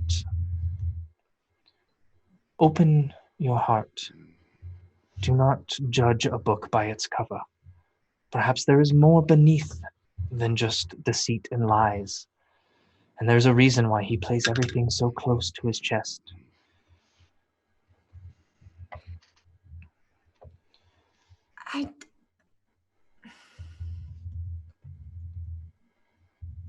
I had one more thing that I kind of want your opinion on that I noticed that I thought was a little strange is we all get paid the same amongst our group. It's pretty equal. And if there's one thing, I was taught to pay attention to growing up is money and investing and saving and where you put it and blah, blah, blah, and whatever, right? I think that's just, I know not every noble's family teaches them the importance of that, but I feel like mine did because at one point they didn't have what they currently have. There was a completely different lifestyle where those weren't important. And I get that, Stacia gives her money away to everybody. And Harold will sometimes buy random frivolous, silly things. And everyone's pretty good about always offering to pay for carriages. But I've noticed there's a lot of expenses going on throughout the group that I have no idea where it's going. Because I recently mentioned how much gold I had and everyone was shocked by it. And I feel like there's just stuff happening I don't know about. Is there really expenses happening that aren't going to the tavern that I don't know. The only person that can... Sorry. I didn't mean to cut you off. That is your family talking through you. Ask them. Talk to them. Where their money's going? If that is important to you. I guess so. It's not that... I get this. Isn't... Talk to Harold first. They're spending it. It's that whatever it is seems to be secretive. Talk to Harold first. I know that he is your best friend. He is someone you care deeply about, and someone of all of the people in that group I know you trust the absolute most. I also know that he is far more better at talking to people than you are. And that is just something that is not a bad thing. I know, I just hate how I have to hide behind his dress skirts. It's not at all what it is. Talk to him. Think of it more as a family discussion. You're a family now with all 4 of them. Just like the Moonstars are my family. And there were many times where we did not get along. My family didn't discuss things. No, but what about the ones that are inside you? I learned more about you this night just by watching those that came out of you than I have ever learned about your father and his machinations. I guess I'm just realizing functioning or working alongside a group is really difficult and not something I'm used to doing. It is, and it takes work. It is not one-sided. It is two-sided. There are two sides to every coin, and not every answer is the right answer, and not every means is the end. But being open and honest and talking and discussing when, hey, don't be demanding. Say, hey, I'm curious, or hey, I have an issue, I have a problem, or hey, I really like when we did this one thing, or I really want to leave the city and see the mountains. That is the only way that they'll know that there is an issue, and the only way that trust can be built. But know that I want them to see the way that I see you. You're not a nobleman's daughter. You are a fierce warrior who kicks serious ass and saves the ass of those who are with you. Because you saved my ass. Okay. I guess I need to start getting used to the idea that this isn't temporary. You're with a family that cares about you. You're with a family that doesn't shun you. And you have friends. More than one. I care about you. I care about you too. Thank you. It's getting late, and we are somewhere that they don't know about. So I think it's time for me to take you home, Vivedarak. Okay. And he will stand up and offer his hand to you. And she'll take it. And he will take your arm and put it in his, and he will lead you out and make your way back to Troll Skull Manor. Okay. When Everybody goes back to Troll Skull. Mm-hmm. Daisha takes all her armor off, grabs her notebook, goes, finds Voss, and just sits in the room where he is and is just writing. As I'm working on this and I reach a stopping point, something I can help you with? No, I don't know, I kind of miss just doing this kind of stuff. You miss me being a wrapped living corpse and just doing things around me? I miss getting to spend time with you. It's unfortunate, but our current endeavors take up most of our time. Until that's completed, that may be the norm. I know. It's okay. What did you do Take today? it when I can get it. Well, what did you do today? Tell me. Did some research. Met another Asimir. Really? Yeah. What was that like? Scary. Apparently we get our forms from the divine that our bloodline is tied to. I see. Everybody starts out gold. So, do you feel you have a better grasp on what you are, then? Yeah, a little. At least I know it's not a failing on my part. I'm tied to a deity that uses like mists as a. I think I'm tied to Lara. You mentioned me to a number of times that your mother was tied to Lyra. Yeah. So, what does this mean then? For you?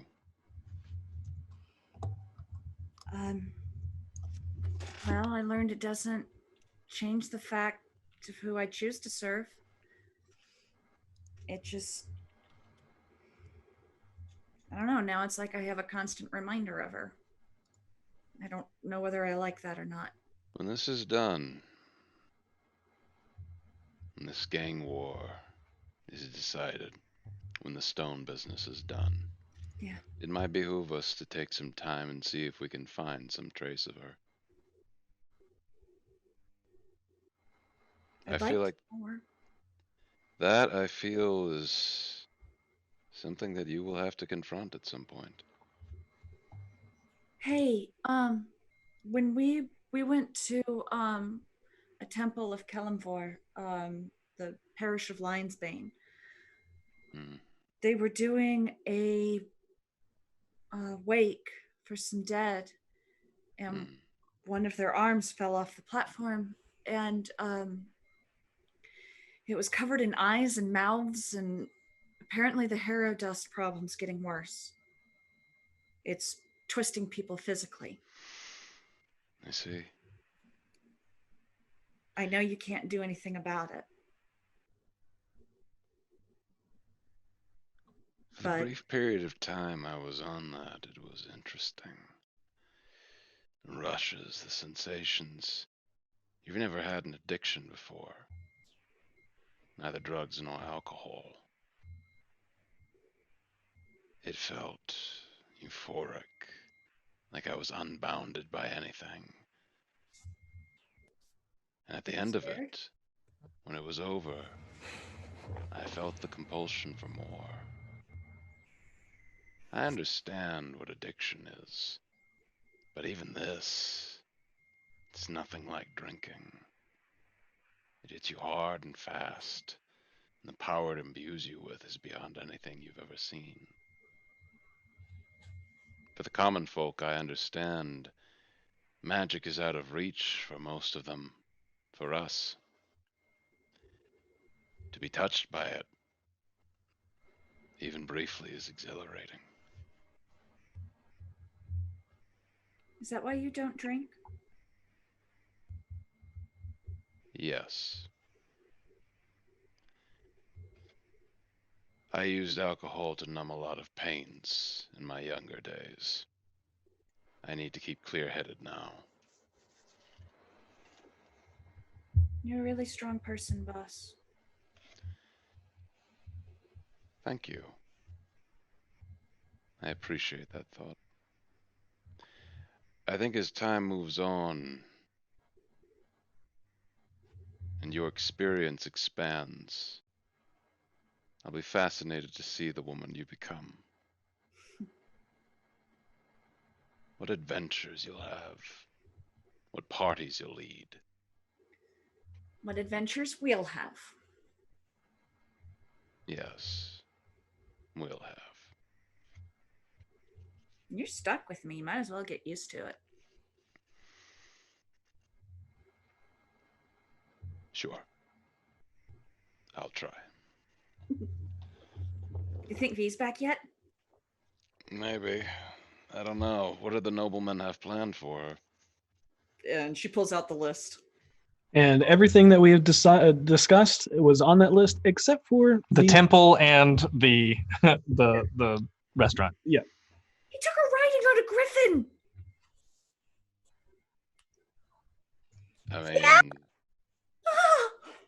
that seems like a very interesting date thing to do, I guess. I don't know. Well, we also got into a really big fight with this big, like, gargoyle-like thing, and it almost killed Rainier, but I killed it and saved him. It was really rad. Is that the right? V, how was the date? Hello. Thank you for announcing your presence this way. When did you get in here? Just now. How was it? It was great. I just described it. Late. So, was I on mute? No, you're good. Okay. Yeah. So we went to this cool place to eat that was like this fusion food stuff. I had this thing called a taco, which is like an octopus taco. Ew. It was delicious. And then we went to, I guess, the outskirts of town and apparently Rainier knows the griffin farmers who have the griffins for the guards and whatnot and train them and stuff. And so they let us borrow 2. We were attacked by some weird thing. I forgot what it's called. It's called a vrock.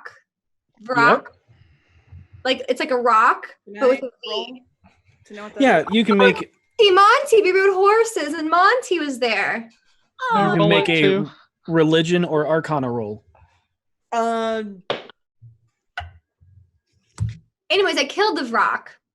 And then we took Rainier to be healed. His back was all messed up, and he's fine now. And then we went to get another drink, and then I came home. Aw. That What is were your rolls? 17. Vinley. 10 for Vinley. Vinley, you have no idea. Seisha, you know everything about them except for the toxic spores. Okay. Wait, what was a vrock doing here? Apparently, let's see if I can remember this well. There was some demon lords or evil lords or overlords, and they were like, hey guys, let's fuck this shit up and bring demons here and take over. And then this bunch of dicks showed up and they fought them and defeated them, but some of the demons they brought with them stuck around and are still here. When you say bunch of dicks? Yeah, that's their group name, the Dicks. And I'm just gonna look at Voss. BFGs sounded pretty good, huh? You would And have then, never yeah. gotten away with calling us the Dicks. Not in a million. And so, yeah, and so you could say, you know, I helped, you know, defeat the vrock thing. Who knew I could fight in the air? Watch out, Seisha. Anyway, so anyways, I could start like throwing you at people from the air. yeah, I probably. can That might require some sort of. Are you strong enough to do that? Probably not. I can make you fly. There we go. But there's something different about riding a griffin and fighting off of the back of it. I'm sure. Start saving up for your own griffin. It was a lot of fun. Yay. I had a really great time. And yeah, I think that pretty much sums all of it up. But yeah, apparently there was some group called the Dicks or Big Dicks or something. I don't know.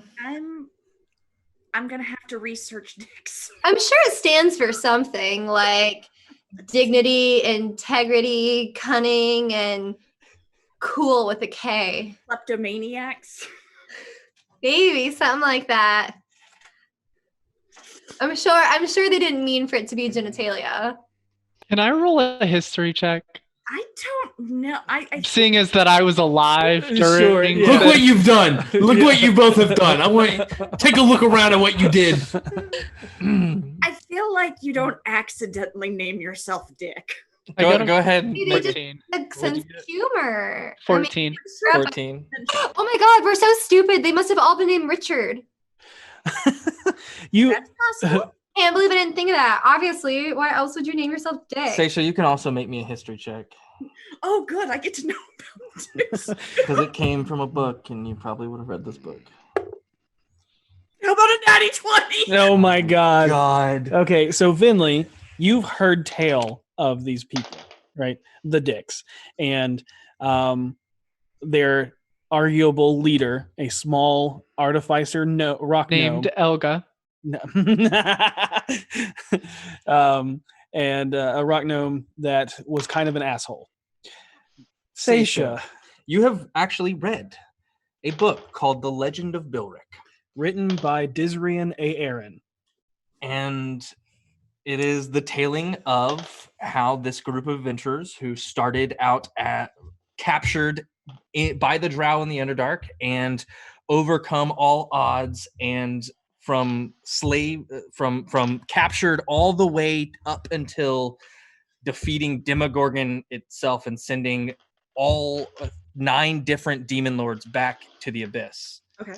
They are legendary in adventure group, and their name was The D.I.C.K.S, which means Demonic Imperator Contamination Killing Syndicate. So basically, Demon Lord Killing Group. Oh, wait! No, I know all about the dicks. You do? What? What is it? It stands for something, right? Yeah, it was demonic. What was it? Demonic Demonic Imperator Imperator Contamination Contamination Killing Killing Syndicate. Syndicate. Oh, I forgot about the S. Yeah. Yeah, in my mind it was just dick plural. But No, yeah, I've read okay. a lot about the dicks. I would sit in my bed at night, my oil lamp dying, just reading about the dicks.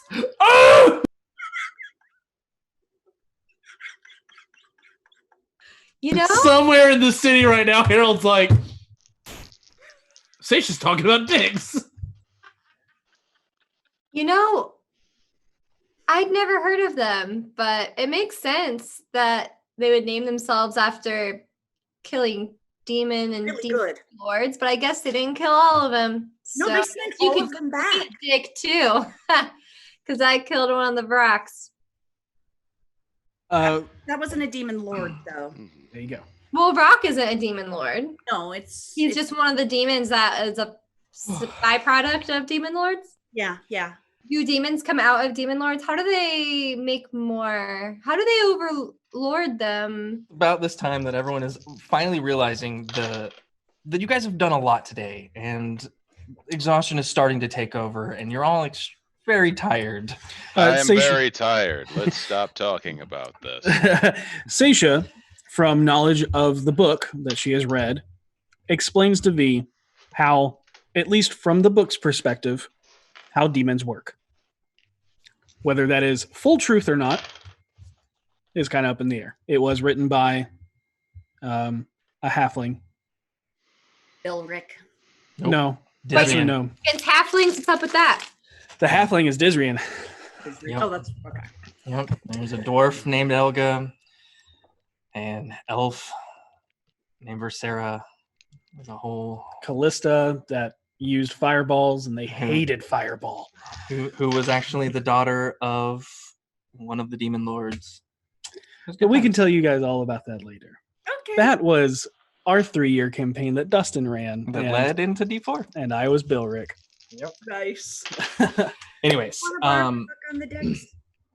so as you all make your way to bed for the evening, eventually Harold does come back in. It is late. It is about you're the last one to go in. Vinley, you usually stay up late and then go to bed. So you would have already been asleep by the time Harold gets in. Gotcha. I was envisioning staying awake until I saw Harold, at least walking up the path. Okay. Yeah. Okay, that's Just because she's not going to sleep until everyone's in the house. Yeah. Usually if Voss goes out, it's fine. He'll come back. But this is the first time Harold has gone out after dark.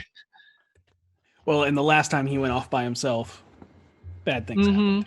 So, anyways. He does come back, and you do see him coming up, and so you do make your way to sleep. So can we take a long rest now? Seisha. No! Yes. While resting, you feel relaxed, dreaming of a world unburdened by danger. Having fun adventuring while creating and learning stories throughout the world. Unexpectedly, through no will of your own, a cold mist flows in from over the mountains, across the land, until you are left in a hazy fog where you hear a familiar voice. Seisha Valaspard, daughter of Damia and Gregory, lore seeker of knowledge, come to me, come to me. You feel an overwhelming presence nearby as a white glow emanates from beyond the veil of gray. What do you do? I'll head towards it. Okay. Who are you? As you get closer and closer, speaking out into the gray. The white divine light grows brighter and brighter, almost like staring into the sun. But you are not met with a warm glow, but instead a cool, calm breeze that washes over you, inviting you closer and deeper into the light. Soon you see the faint outline of a figure held aloft in the misty sky by 6 wings etched and hollowed in divine script with mist that fills the void, obfuscating the text. The androgynous figure wears an open blue vest and layered knee-length skirt patterned with staves of musical latticework and scripture. However, what is most startling is beyond their mouth and nose is nothing but wisping white smoke. As they speak, more smoke pours from their lips. I am your seraph, your guide, your guardian, your solar. From your beginning to your end, I step with every step and breathe with every breath. I guide your hand and gift you protection. I sense your apprehension. Shall I make you more comfortable? Yes. As they speak, you watch as the mist coalesces into the reading nook above your room. It then fades to you sitting in your tavern surrounded by your friends, as Harold plays a song telling a story of triumph and heroes. And you find yourself in the font, surrounded by stories and history. And through each transition, you walk through a mist-filled hallway of mirrors and candles before you eventually hear the crashing of waves. You look behind you and you see the cliffs of your home as a cold wind continuously rushes past you.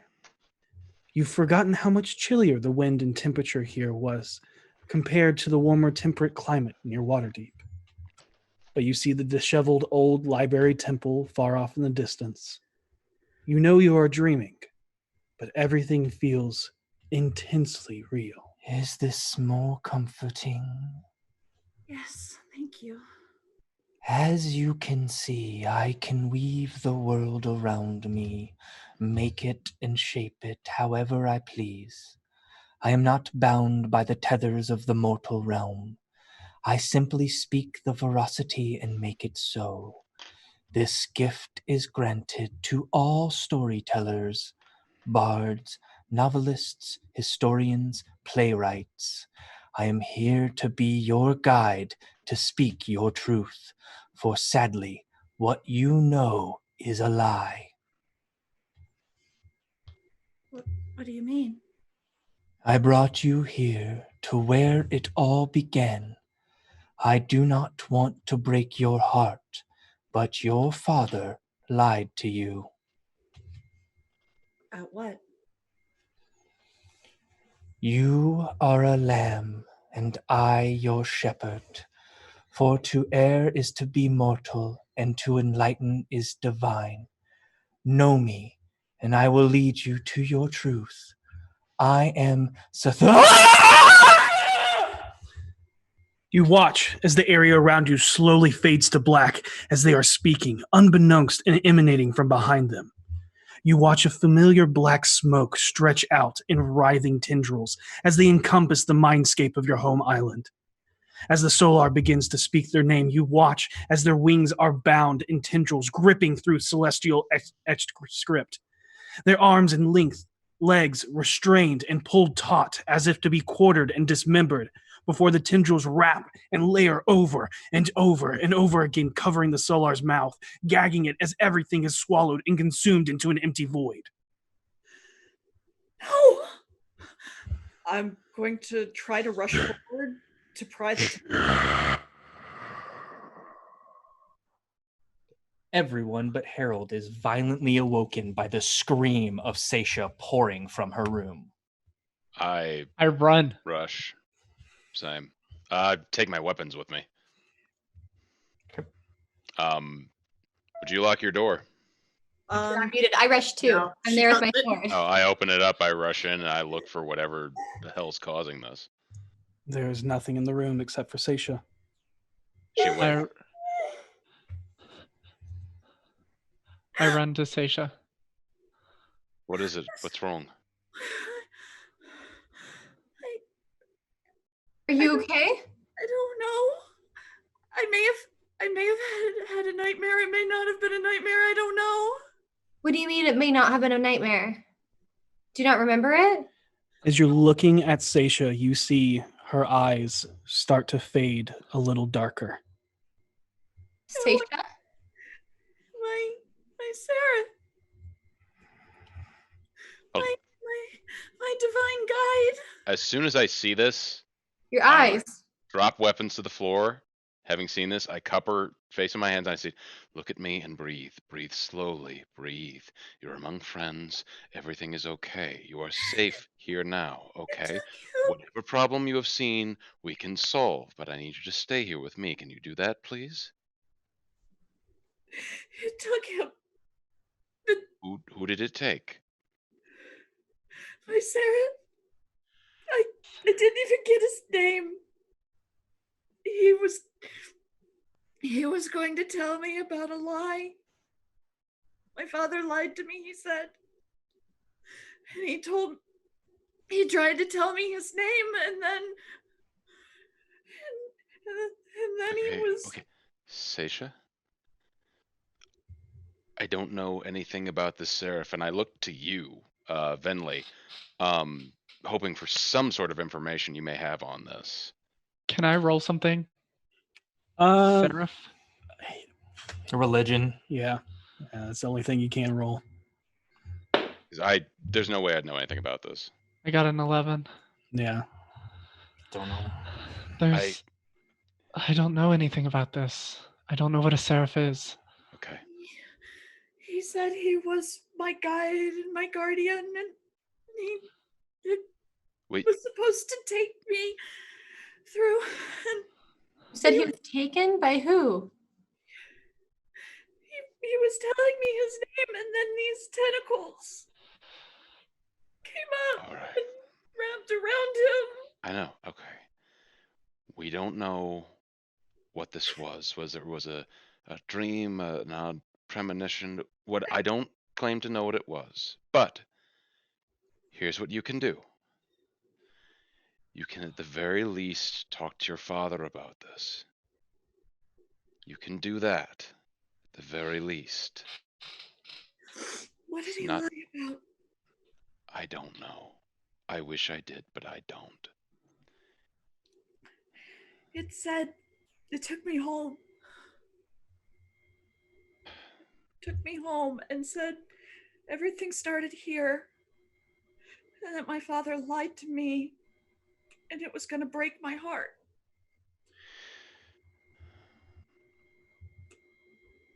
Is this a truth you desperately need to know? I feel like it'll haunt her if she doesn't learn it, whatever it is. I don't know. Then for now, tell your father what you saw. You've trusted him all your life. You can't just discard that over one premonition. But you don't have to let this go. We will deal with this in time. If this keeps happening, obviously tell us. I knew him. I knew the voice. You knew him? Spoken to me before. Okay. Seraph? I think something's really wrong With home? with me.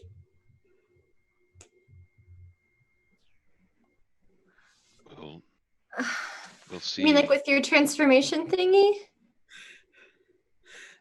Like when I lose time.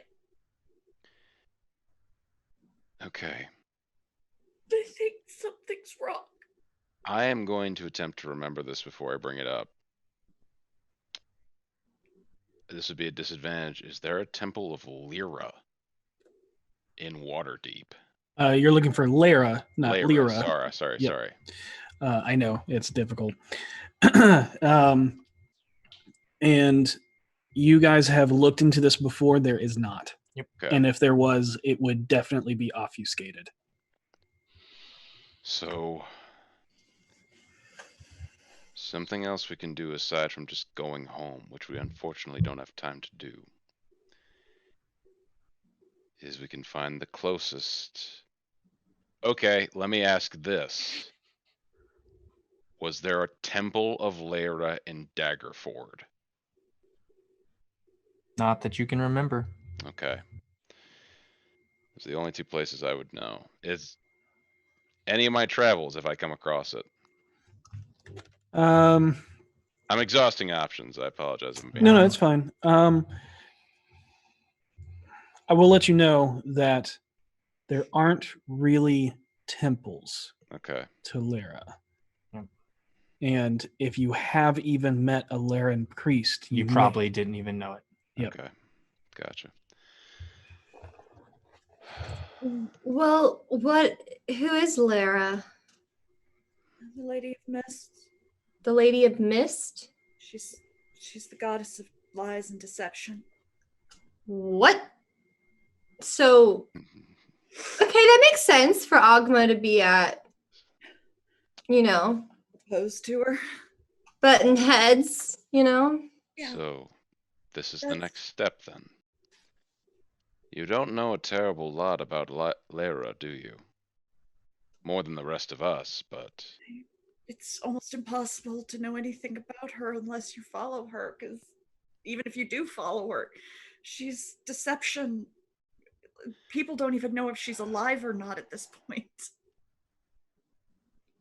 then that might be the next thing we do. is it possible you're do you think maybe your Sephiroth Seraph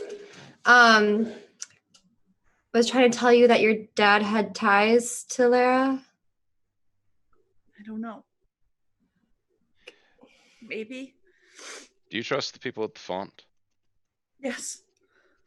It might be best to tell whoever the head person there is exactly what happened in your dream, and then see if any information can be gleaned from that. I agree. It's unfortunate, but you, out of all of us, know these matters best. I wish, honestly, I could help more, but I've never seen two deities fight over a person before. Well, we can't fix anything tonight. agreed. Stacia, if you want, I'll stay with you. Yeah. No, I'm okay.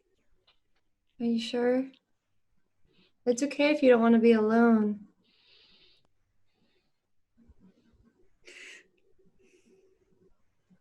I'm okay. All right. Okay. We'll just wait a little bit. Just let you get your senses back together, and then we'll let you sleep. Okay? And before we all leave, like as we're leaving, Vinley's going to say to Seisha in Celestial, we're going to figure this out. We're going to fix it. I've got a really, really bad feeling about this. Me too. But we'll face it. And you can click the long rest button. Thanks. You're welcome. Summer Herald. Thing to go through. La la la long rest. Yeah. Wait, I can't Harold? Unless you want to be exhausted. No, Okay. you can go ahead and click it. You sleep in unless Yeah. anybody wakes Harold up. True. Okay. Because I was under the basis that I didn't hear any of that. You did Correct. not. This happened like before you got home. No, this happened. No, this happened while we were asleep. I'm just at the top floor and can't hear it. Yep. Yep. And you're exhausted. And I mean, you're halfway through your rest. Right. And so, yeah, this happens when everybody else would naturally wake up. Eventually, you all make your way downstairs after your morning rituals into a bustling tavern, sprung to life once again, although not as lively as it was before Manchun. To anyone new, you hear Kara telling them that there was a pipe break that needed to be fixed, but everything is fixed now and there's nothing to worry about. You also notice only grits and buttered biscuits and gravy are being sold instead of the full breakfast you typically have. You hear Javier and complaining and Ara yowling about how all of the limited food they were rationing has disappeared in a day. Kara explains to them it was spoiled, so she threw it out. Declan stops by you, Vinley, and shows you all of the fun tricks he can do with minor illusion, creating a small illusionist's performance of sleight of hand and misdirection through the help and use of magic. That looks amazing. Let me know when you're ready for something a little stronger. Yes. As everybody is resting in the tavern, there's a knock at the door. There's a man that looks to be a courier. Stands outside. Open. Yes. Stairs. I go. It's our wait, a courier? Like a mover or a letter courier? More like a letter person? Okay. I open. Okay. Yes. You are greeted by a delivery man with a piece of paper and a quill. And he says that he has a package delivery for Mr. Hovelton. If Harold's not here, I'll sign for it. But I'm not going to hide it from him. Yeah. This will be after Harold wakes up. Yeah. Okay. I will slowly step over to the door. Insight check on the guy. Okay. I will assist with this. Yep. Roll that with advantage, Harold. I'm going to stand near them. Okay. Get your bonuses. Oh, okay. Do you want to do one apiece or do you want to roll with advantage? Let's do one apiece. I like that more. All right. Both of you can roll with advantage, actually, Yep. if you're standing nearby. Oh, cool. Oh, Yep. Welcome to that new ability. All I do right. like that new ability. That would be a 24 then. And Harold? That would be a 14. 14? Harold, you're a little too groggy and tired. You just take it at face value. Boss, you know for a fact he's just a courier that has a package for Harold. Yep. Sign here. All right. Yeah. Harold signs it. All right. Thank you. Bring it up. The man wheels over and drops off a wooden box coffin on the front steps before leaving. And looking over the coffin, confused as to what or maybe who could be inside, you see a tag that reads, "To Harold, from Orkira," when you hear, Coming from inside. And that is where we're going to end tonight's session. Okay. What? I swear to God, if Avron is in that coffin, I'm gonna punch him in the face just once because it's tasteful. If you only punch once, more than once, you're getting untasteful. You're beating a man, but once. and it's a gift from Orkira. Yep. You'll have to figure out. We'll find out next week what it is. Coffin man. To everybody watching, last minute to type in #Beyond to be eligible to win the digital player or Dungeons Master's Guide. Yes. For D&D Beyond. Yes. Birds. I hope everybody enjoyed tonight's session. It was very fun. Yeah. Oh my God. It was The group name. Oh my God. That was our 3-year session of Out of the Abyss that Dustin ran. Yep. That was amazing. It was so much Is it fun. no big dick energy? No. Never came up. Never said big dick That was energy. my crit. Yep. She knows all about the dicks. Yep. And if you would like to know Ram. anything, we can tell you it all. Yep. But- Oh, yeah. We'll fill you in all about it. Everything. You've read the book. Yep. Yep. Oh my God. No, now that I think about it, in all my past campaigns, we never came up with a group name. We just were. Yeah. Like, it didn't occur to me until, like, we were coming up with a name where I was like, wait, people come up with group names? I actually I played a game with Puff and Forrest once, and I got to learn the true name behind his group that he was running for. And If you've ever watched his videos, you know what I'm talking about. I know the true name. It's hilarious. All right. We have a winner. It is Tort8219. Hey. Congratulations, Tort8219. We'll be in contact to get you that download code for the Dungeon Master's Guide from D&D Beyond. Yes. Woohoo. And we'll see you next week. And as always, be excellent to each other. And may you always roll with advantage. Good night. Good night, everybody. Night. All right. Bye.